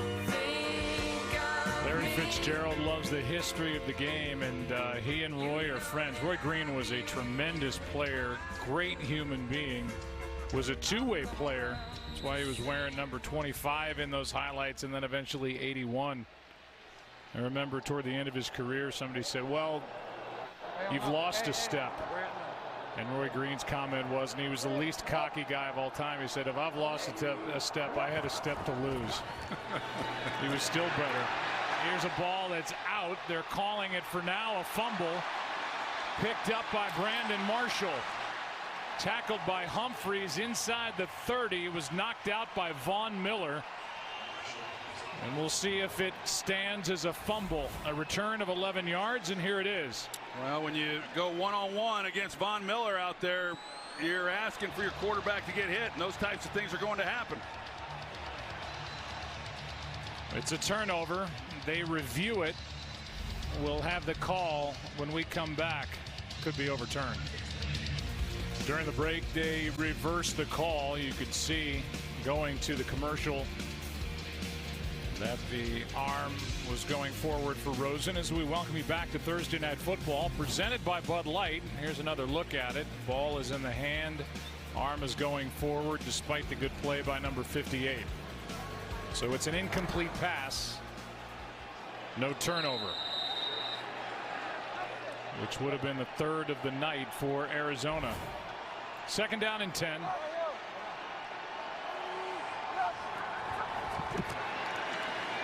Edmonds out of the backfield. Chase is forced out by Justin Simmons, gain of 6. Looked like Von Miller again off the edge, and timing it perfectly with the snap. His jump is pretty incredible. You see right there, again with DJ Humphries, one-on-one against him, and Rosen getting the ball out quick, and that's really what they're kind of limited to if they're going to go single up on the edges with Chubb and Miller. 3rd down and 4. Rosen steps through the pressure. Ball is knocked out. Still loose.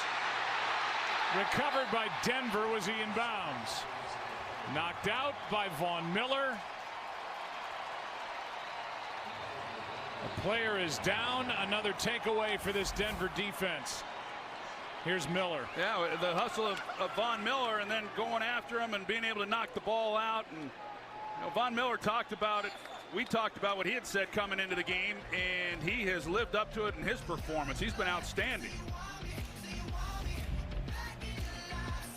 Miller makes a play. Well, that's not good for Ricky Seals-Jones. He's holding his right arm as he leaves. It's a forearm injury. He got hurt on the fumble. We're going to show you a tremendous effort by Von Miller. Here's a little toss to Sanders with blocking out on the outside, and Emmanuel Sanders takes it inside the 30.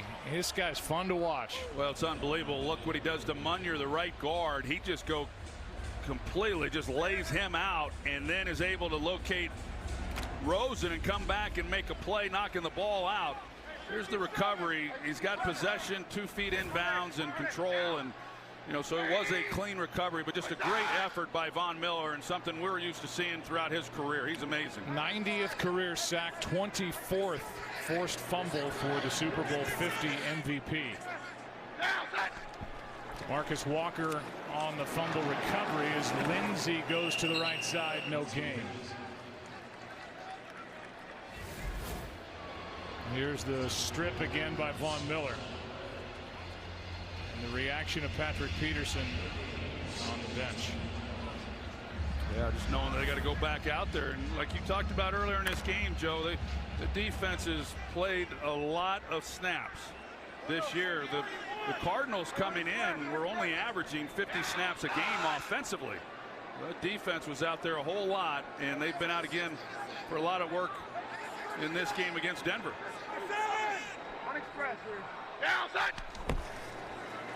On 2nd down, it's Lindsey breaking tackles, 1st down and more. Into the end zone for the touchdown. Electric.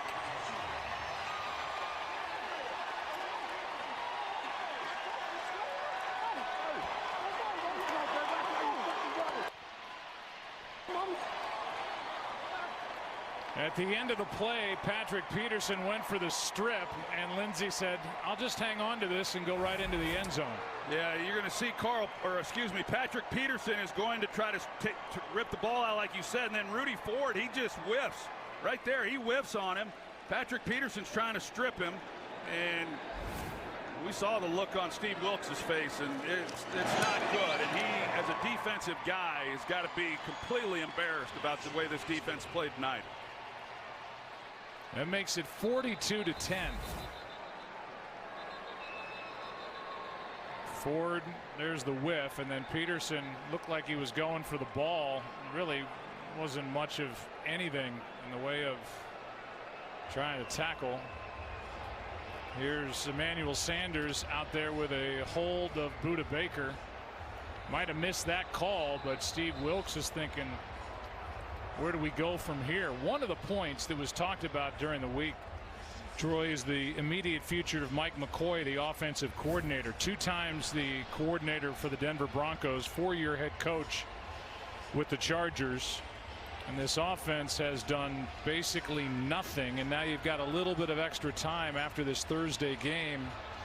We'll see if any moves are made by this Arizona front office. Yeah, and I said Steve Wilks is embarrassed about the way the defense has played. He's embarrassed about the way the whole team's played. Offense has been bad. Special teams hasn't done anything. And when you come out and you play the way that they have been playing, like you said, a lot of speculation about Mike McCoy's future. He was fired last year in the middle of the season for Denver as coordinator, and I'm imagining there's going to be a lot of changes made this week. Aaron? Yeah, I talked to Patrick Peterson about this earlier in the week, and he just said, you don't want to be the reason somebody loses their job. We know the business. We know what it's about. If we win, people stay employed. W's are everything in this business, and if we put a poor product out there, people are going to suffer. And, we talked a little bit about just who could be fired, who could stay, and Patrick just saying, look, it's an awful feeling. We feel terrible about it. Steve Wilks was asked about job security for coaches at a press conference this week. He said, I would say all our jobs are in jeopardy, including mine, if we don't win. There's not winning, and then there's this. Forget the not winning. This is 42-10 here at home on national TV, and Michael Bidwell on the left, Steve Keim on the right. There was even some speculation during the week that Patrick Peterson could get traded. Michael Bidwell shot that down emphatically, saying it's not true. I've seen the speculation, but it's not happening. Well, hey, when you look at this team and you came into the year, and on the offensive side of the ball, you have Sam Bradford, and they obviously knew at some point then they're going to be playing Josh Rosen, but they got off to a terrible start. Sam Bradford didn't play well, and things just then snowballed on the offensive side of the ball. Here's Chase Edmonds on 2nd and 9. Shelby Harris on the stop and a loss of 1. So then you're trying to get things going, and you're hoping you can rely on David Johnson, and then that doesn't work. And on the defensive side of the ball, you've been a 3-4 defense all these years with Bruce Arians. Now you're changing the scheme to a 4-3 style. Some of these players just simply haven't fit into this 4-3 defense. But the last 3 years under James Betcher as the defensive coordinator, this was a top 6 defense. I mean, they were good. Now they've lost some players. It's not the same group of guys, but it's just not been good really on either side. Rosen in trouble. Flag is down. So's Rosen. The pass incomplete, and Von Miller was in the face of Josh Rosen yet again. And the offensive line, with all these injuries, is just getting overwhelmed by Denver. Holding. Offense, number 73. That penalty is declined. 4th down. That's John Wetzel who got the start at guard. Look at these hits that Rosen, who's already been checked for a concussion, that looked violent too. Yeah, and that's why I say, hey, the playing time is good. These experiences, I think, will help him in seeing things, and they did me, and I took a beating my rookie year, but if he's getting hit the way he is, I think that's when you got to start thinking about taking him out. Lindsey on a bounce, coming off that touchdown run. A return of 9 yards. Derek Coleman there to force him out. We have a big-time Big Ten rivalry Saturday on Fox. 6th-ranked Michigan takes on their in-state enemy, number 24 Michigan State. It all kicks off Saturday at 11:30 Eastern on Fox, or watch anywhere on the Fox Sports app. John Smoltz is in Milwaukee watching this game, getting prepared for Game 6 of the NLCS, but really thinking about Saturday and his Michigan State Spartans taking on the Wolverines. From the 35, here's Lindsey. Play made by Bethea and Ben Wickery. Gain of 3. Philip Lindsey's slowly approaching a 100-yard game. Undrafted kid, and he's been electric.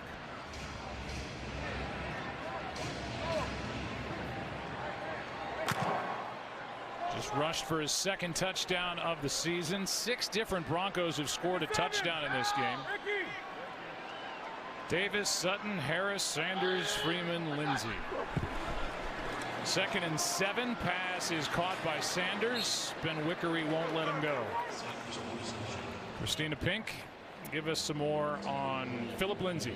Well, several Broncos have worn the number 30 since the legend Terrell Davis, but Philip Lindsey was the first to ask Davis for permission to wear the Hall of Famer's number. He said as a local guy, he respects him. He loves what he did for the franchise. He knows everything that he's done for him. He said, I want to wear it with pride. I wanted his permission for him to know that I'm going to do that, and it's important to him to wear it well, Joe.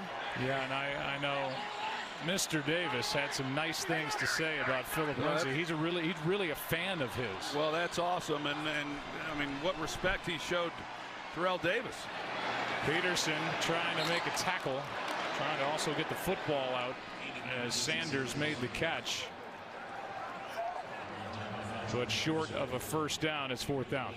Yeah, I think that's really nice on Philip Lindsay's part. I think that we old timers and Terrell, you know, I can speak for him, I'm sure, on this, that you know how nice that was of him to come and ask him if he minded if he wore his number, and I'm sure Davis has great respect for the way he handled that.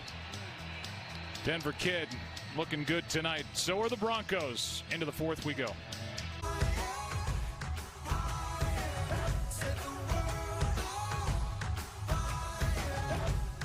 Welcome back to Thursday Night Football, presented by Bud Light. Broncos have come in here and had all the fun. Couple of defensive scores. 42-10 is the count at the moment as we start quarter number 4. Colby Wadman gets rid of it. Christian Kirk with a fair catch back inside the 10 and a flag.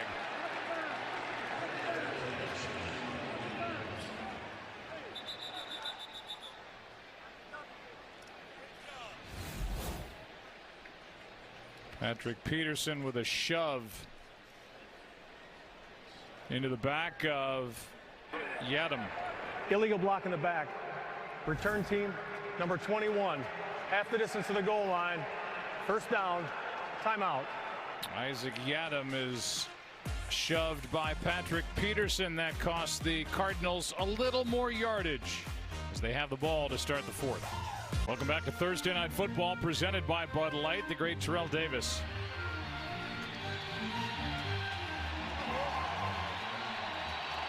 A Hall of Famer.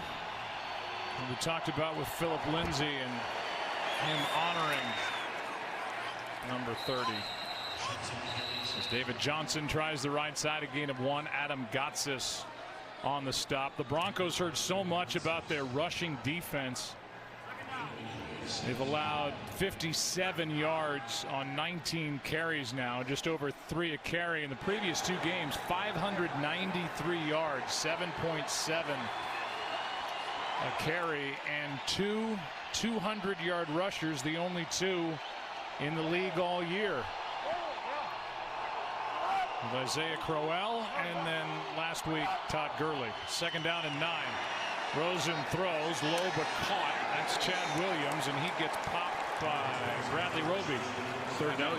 Sorry, Joe. You look at this game, and like you talked about, the rushing defense, and the Broncos came in as the worst in the NFL, and the Cardinals came in as the 2nd worst. And based on the way this is going right now, it's going to be flipped after this game.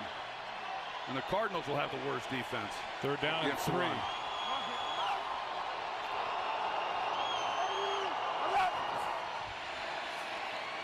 Pass is caught. That's a first down grab by David Johnson.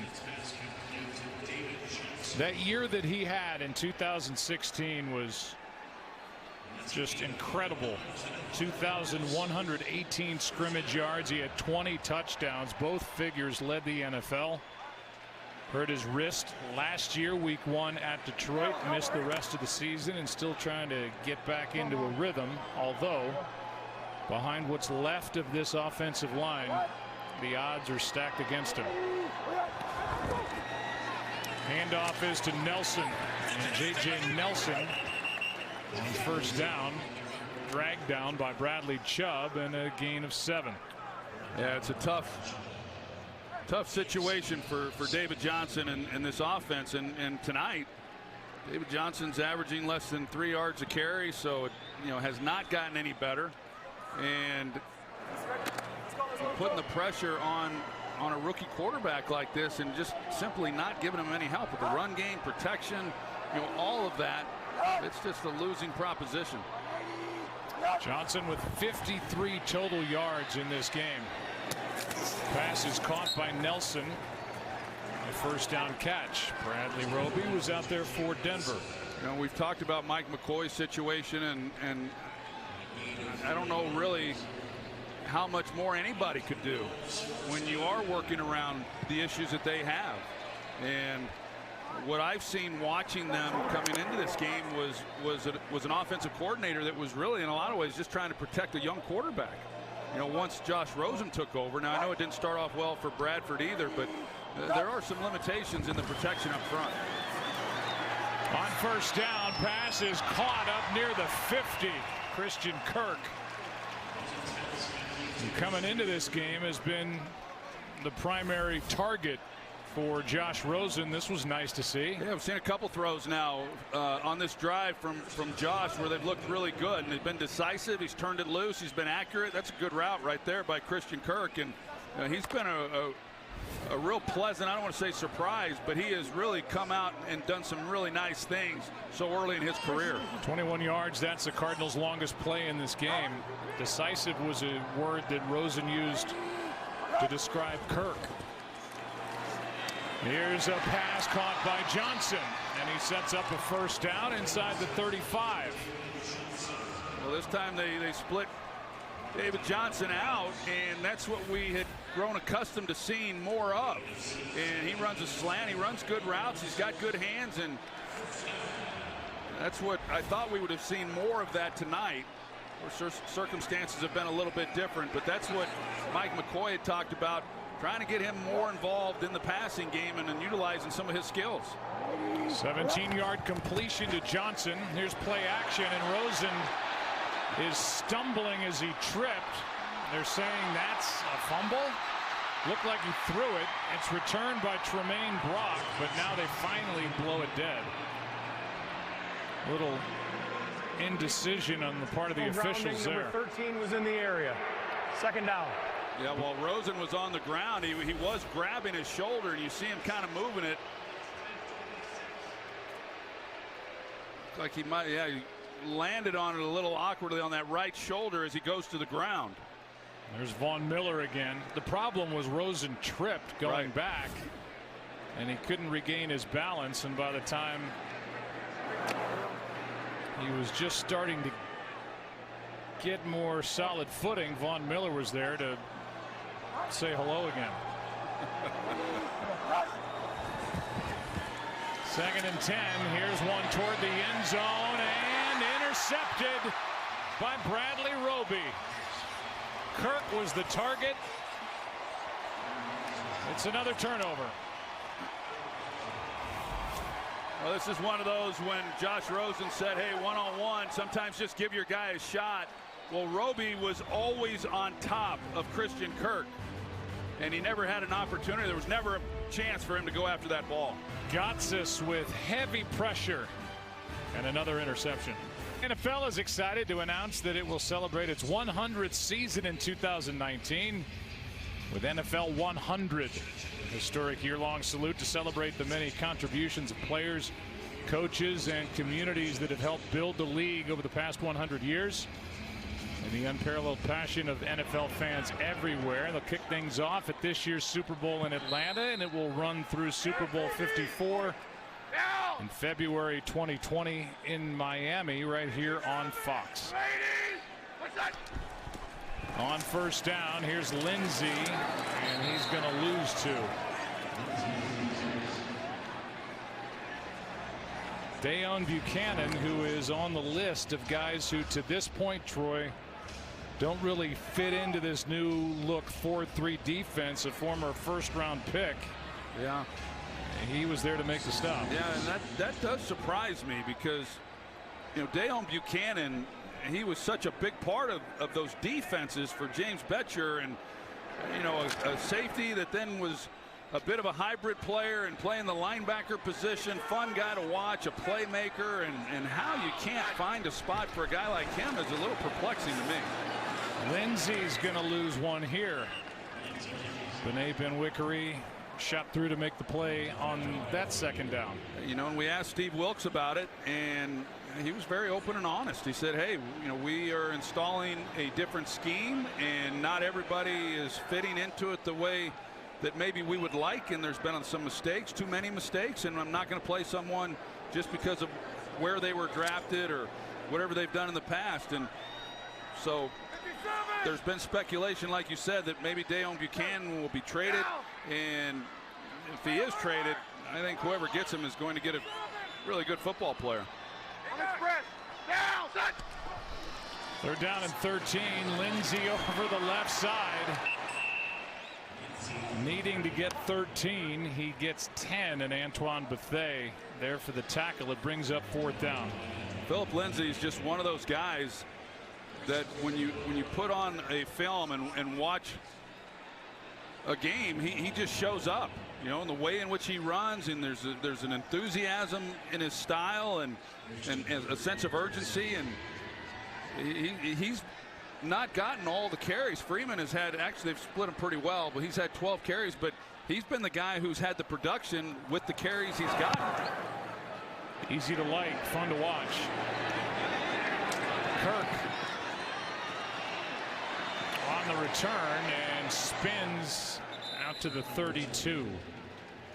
With that, here's a short message from Chipotle. Here are tonight's real ingredients for success, presented by Chipotle. As Josh Rosen and this offense comes back out onto the field, and with regard to real ingredients, this defense has been real good.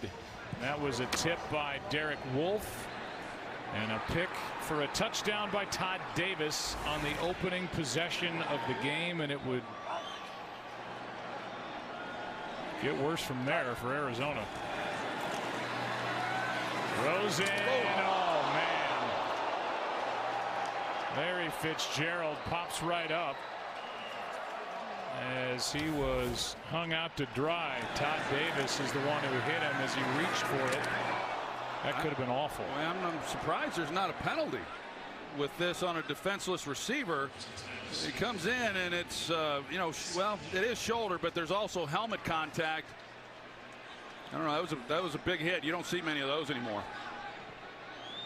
Mike Pereira is with us. Mike, that could have.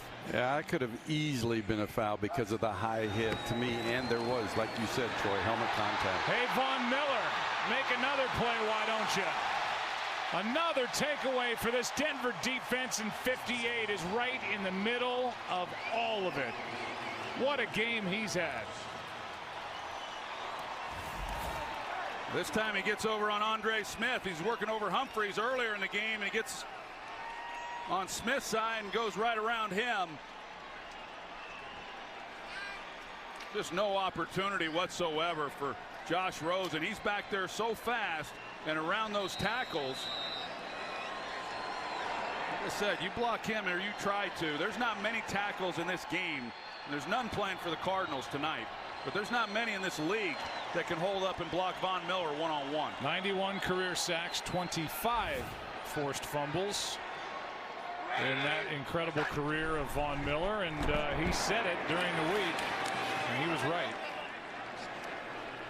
Here's Lindsey, no gain. Well, he's been the best edge rusher for the last decade since he came into this league. He's been awfully fun to watch, a great personality. The sack stat dates back to 1982, and Von Miller at the start of the game is right behind the late great Reggie White in sacks per game. 43. Yeah, 43. 43. Yeah. Relentless is Von Miller. Ladies, what's that? Here's Lindsey. Good work by this Arizona defense. Baker was in there along with Rudy Ford. Look how fast he gets off the ball. Well, his anticipation of the snap count, he's just cluing the ball, and man, as soon as he sees any movement, he is off. And putting an athlete like him against an offensive lineman and trying to block him going backwards, it's not a contest. What he did to Daniel Munyer on that play, who was a part of that replay package, was just unreal. Flattened him, 6'1", 305, and Von Miller literally went right through him. 3rd down and 11. Keenum is sacked. The play is made by Zach Moore. And for the big defensive end, that's his first sack of the season. Yeah, Keenum just not able to find anything down the field, and it's, you know, not really on the offensive line there. It's just Keenum holding the ball. Hasn't been a lot to get excited about for the Cardinals. 41-yard try here by Brandon McManus, who's made 13 straight dating back to last season. 14 straight. 45-10. A lot of points put up by the Broncos tonight. The only undefeated team in the NFL, the 6-0 LA Rams. And they are number 3 in scoring. They put up points in a blink. They were limited last week on a cold day in Denver, but they can get you from so many different angles. And we'll have them here on Fox late afternoon, October 28th at home against the Packers. And then November 4th at New Orleans. Should be 2 fun games. Yeah, they're the most fun offense to watch in football right now for me. And I know that's saying a lot because Kansas City and the Saints and all that's happening there. But Sean McVay, what an offensive mind he is, and what a job he's done with the talent. And the other guy, you know, you talk about Robert Woods and Todd Gurley and, you know, Brandon Cooks, and I love all those guys. But Cooper Kupp, the matchup issues that he presents, and he's banged up right now, but he's terrific. And it's not easy always featuring all these guys and finding ways to keep them all involved. But Sean McVay's been able to do it, and he's been terrific. Little delay here by Brandon Williams, and that cost him. Not a good decision. Tim Patrick downfield makes the stop. Aerial coverage is brought to you by State Farm, where down below, like so many in the NFL and so many in everyday life, the Denver Broncos have come to the desert to get well. Yeah, well, you talked about the defense, and they have played great. There's no question about that. I think, you know, playing against the Cardinals was the right thing for them. But like you said earlier, we'll find out really how improved they are next week when they face the Chiefs. Von Miller, for the 17th time, has 2 or more sacks in a game. Harris, who has a pick 6, is out there with an open field tackle on Chase Edmonds. And a gain of 1. Well, we talked about it. So much is made when somebody steps out of the midline and actually says something that gets attention. Von Miller said this during the week with regard to this game against the Cardinals. As I said earlier, he was right. And backed it up with a great game. 2nd and 9. Handoff to Edmonds. It's DeMarcus Walker, who has a fumble recovery in this game on the stop. Wasn't alone. Todd Davis as well, a gain of 5. 3rd down and 4, under 5 to play. I think even your biggest skeptic would say that Von Miller's statement was right. We don't see many whippings like this one tonight. Well, Von Miller's still out there in a 35-point game. Well, they want to be out there. He and Bradley Chubb, and that you want to be out there in games like this where you can pile up more stats. This is when it's fun. Rosen steps through the pressure and finds a receiver. That's Kirk. And Christian Kirk gets a late hit, but no flag, and a 28-yard catch and run. We talked a little bit earlier about Christian Kirk. That's such a good route for a young guy, and the surprise, I guess, for the Cardinals was that he had played mostly in the slot in college, and they hadn't really seen him do a lot on the outside. And the speed, people talk like he's slow. He timed a 4.4, so that's not slow by any means, but he's even faster than they thought he was. He's been really good. Here's another forced fumble, and this time it was the rookie Bradley Chubb who knocked it out of the hands of Josh Rosen, and part of his week coming up will be ball security. Yeah, that's the other thing that you learn as a quarterback in this league, and some never learn it, and we've covered some of those quarterbacks too, that when when you're in the pocket and there's bodies around you, you've got to be mindful of how you're handling the football. And these guys are so good at getting around the edge and knowing how to go after the ball and knock it out. 2nd and 16. They're trying to set up a screen and nobody can get free. Chase Edmonds was bottled up. Well, we talk about it every week. The best morning show on sports television, and all next week they're in London leading up to the matchup between the Eagles and the Jaguars. A good game. Good Morning Football live from London. Starts Monday at 7, only on NFL Network. And who's on that show again? Your boy, Peter Schrager. And I'm a big Schrager fan too. I don't want to leave tonight with some perception that I don't love the guy. Did his podcast, which lasted like 9 days. Offense number 74, 5-yard penalty. Remains 3rd down.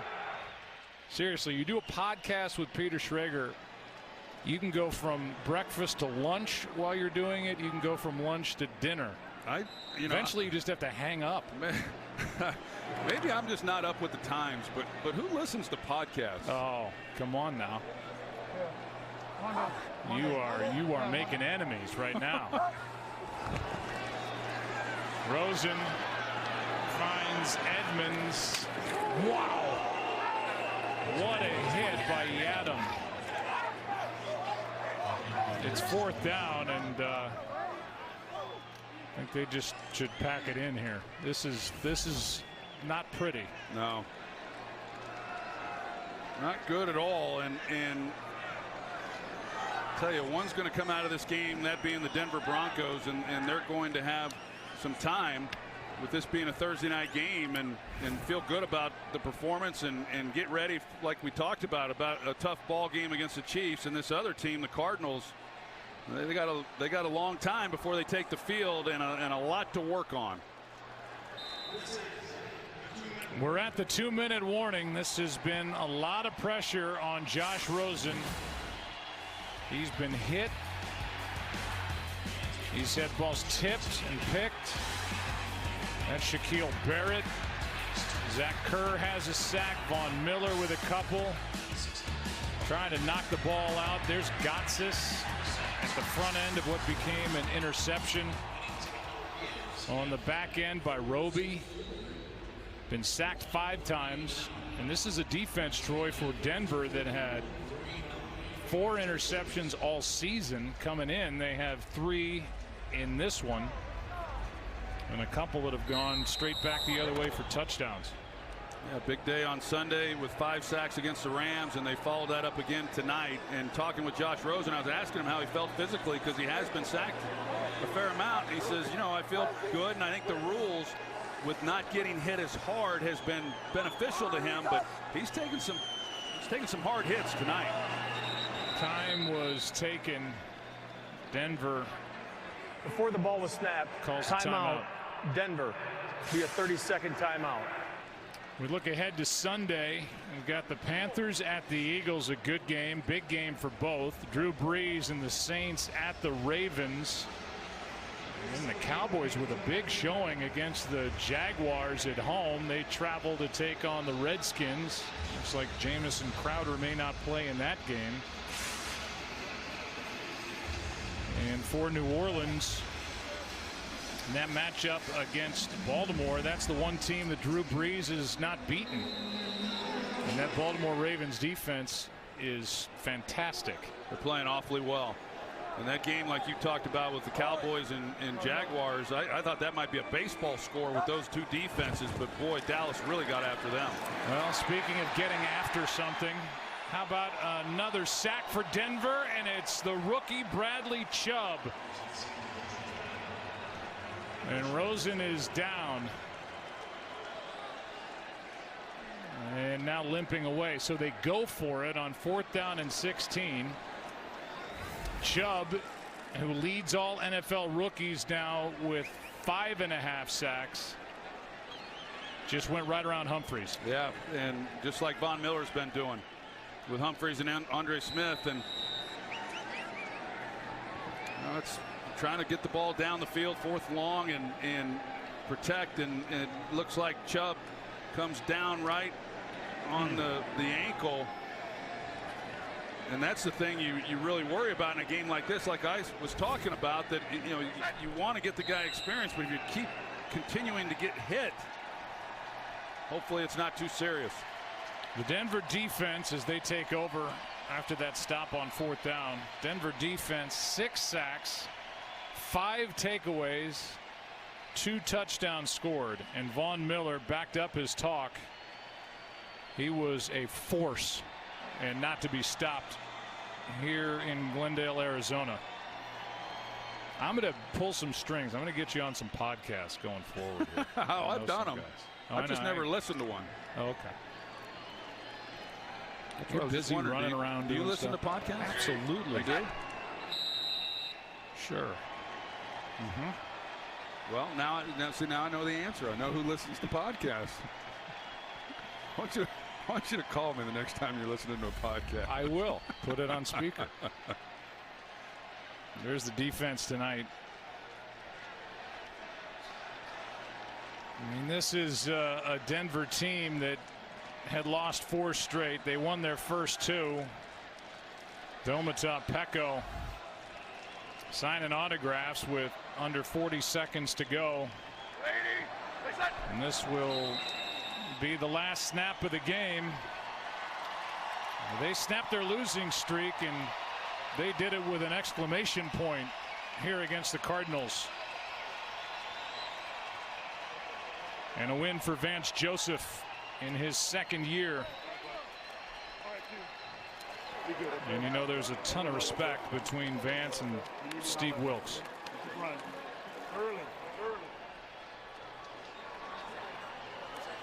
Case Keenum, first-year Denver Bronco, as you said, pressure on him. It's his show, and well, he's 3-4 to start the year. Take a break. Coming up next is the Buffalo Wild Wings postgame show. A 45-10 victory for the Denver Broncos, and we thank you for watching Thursday Night Football, presented by Bud Light.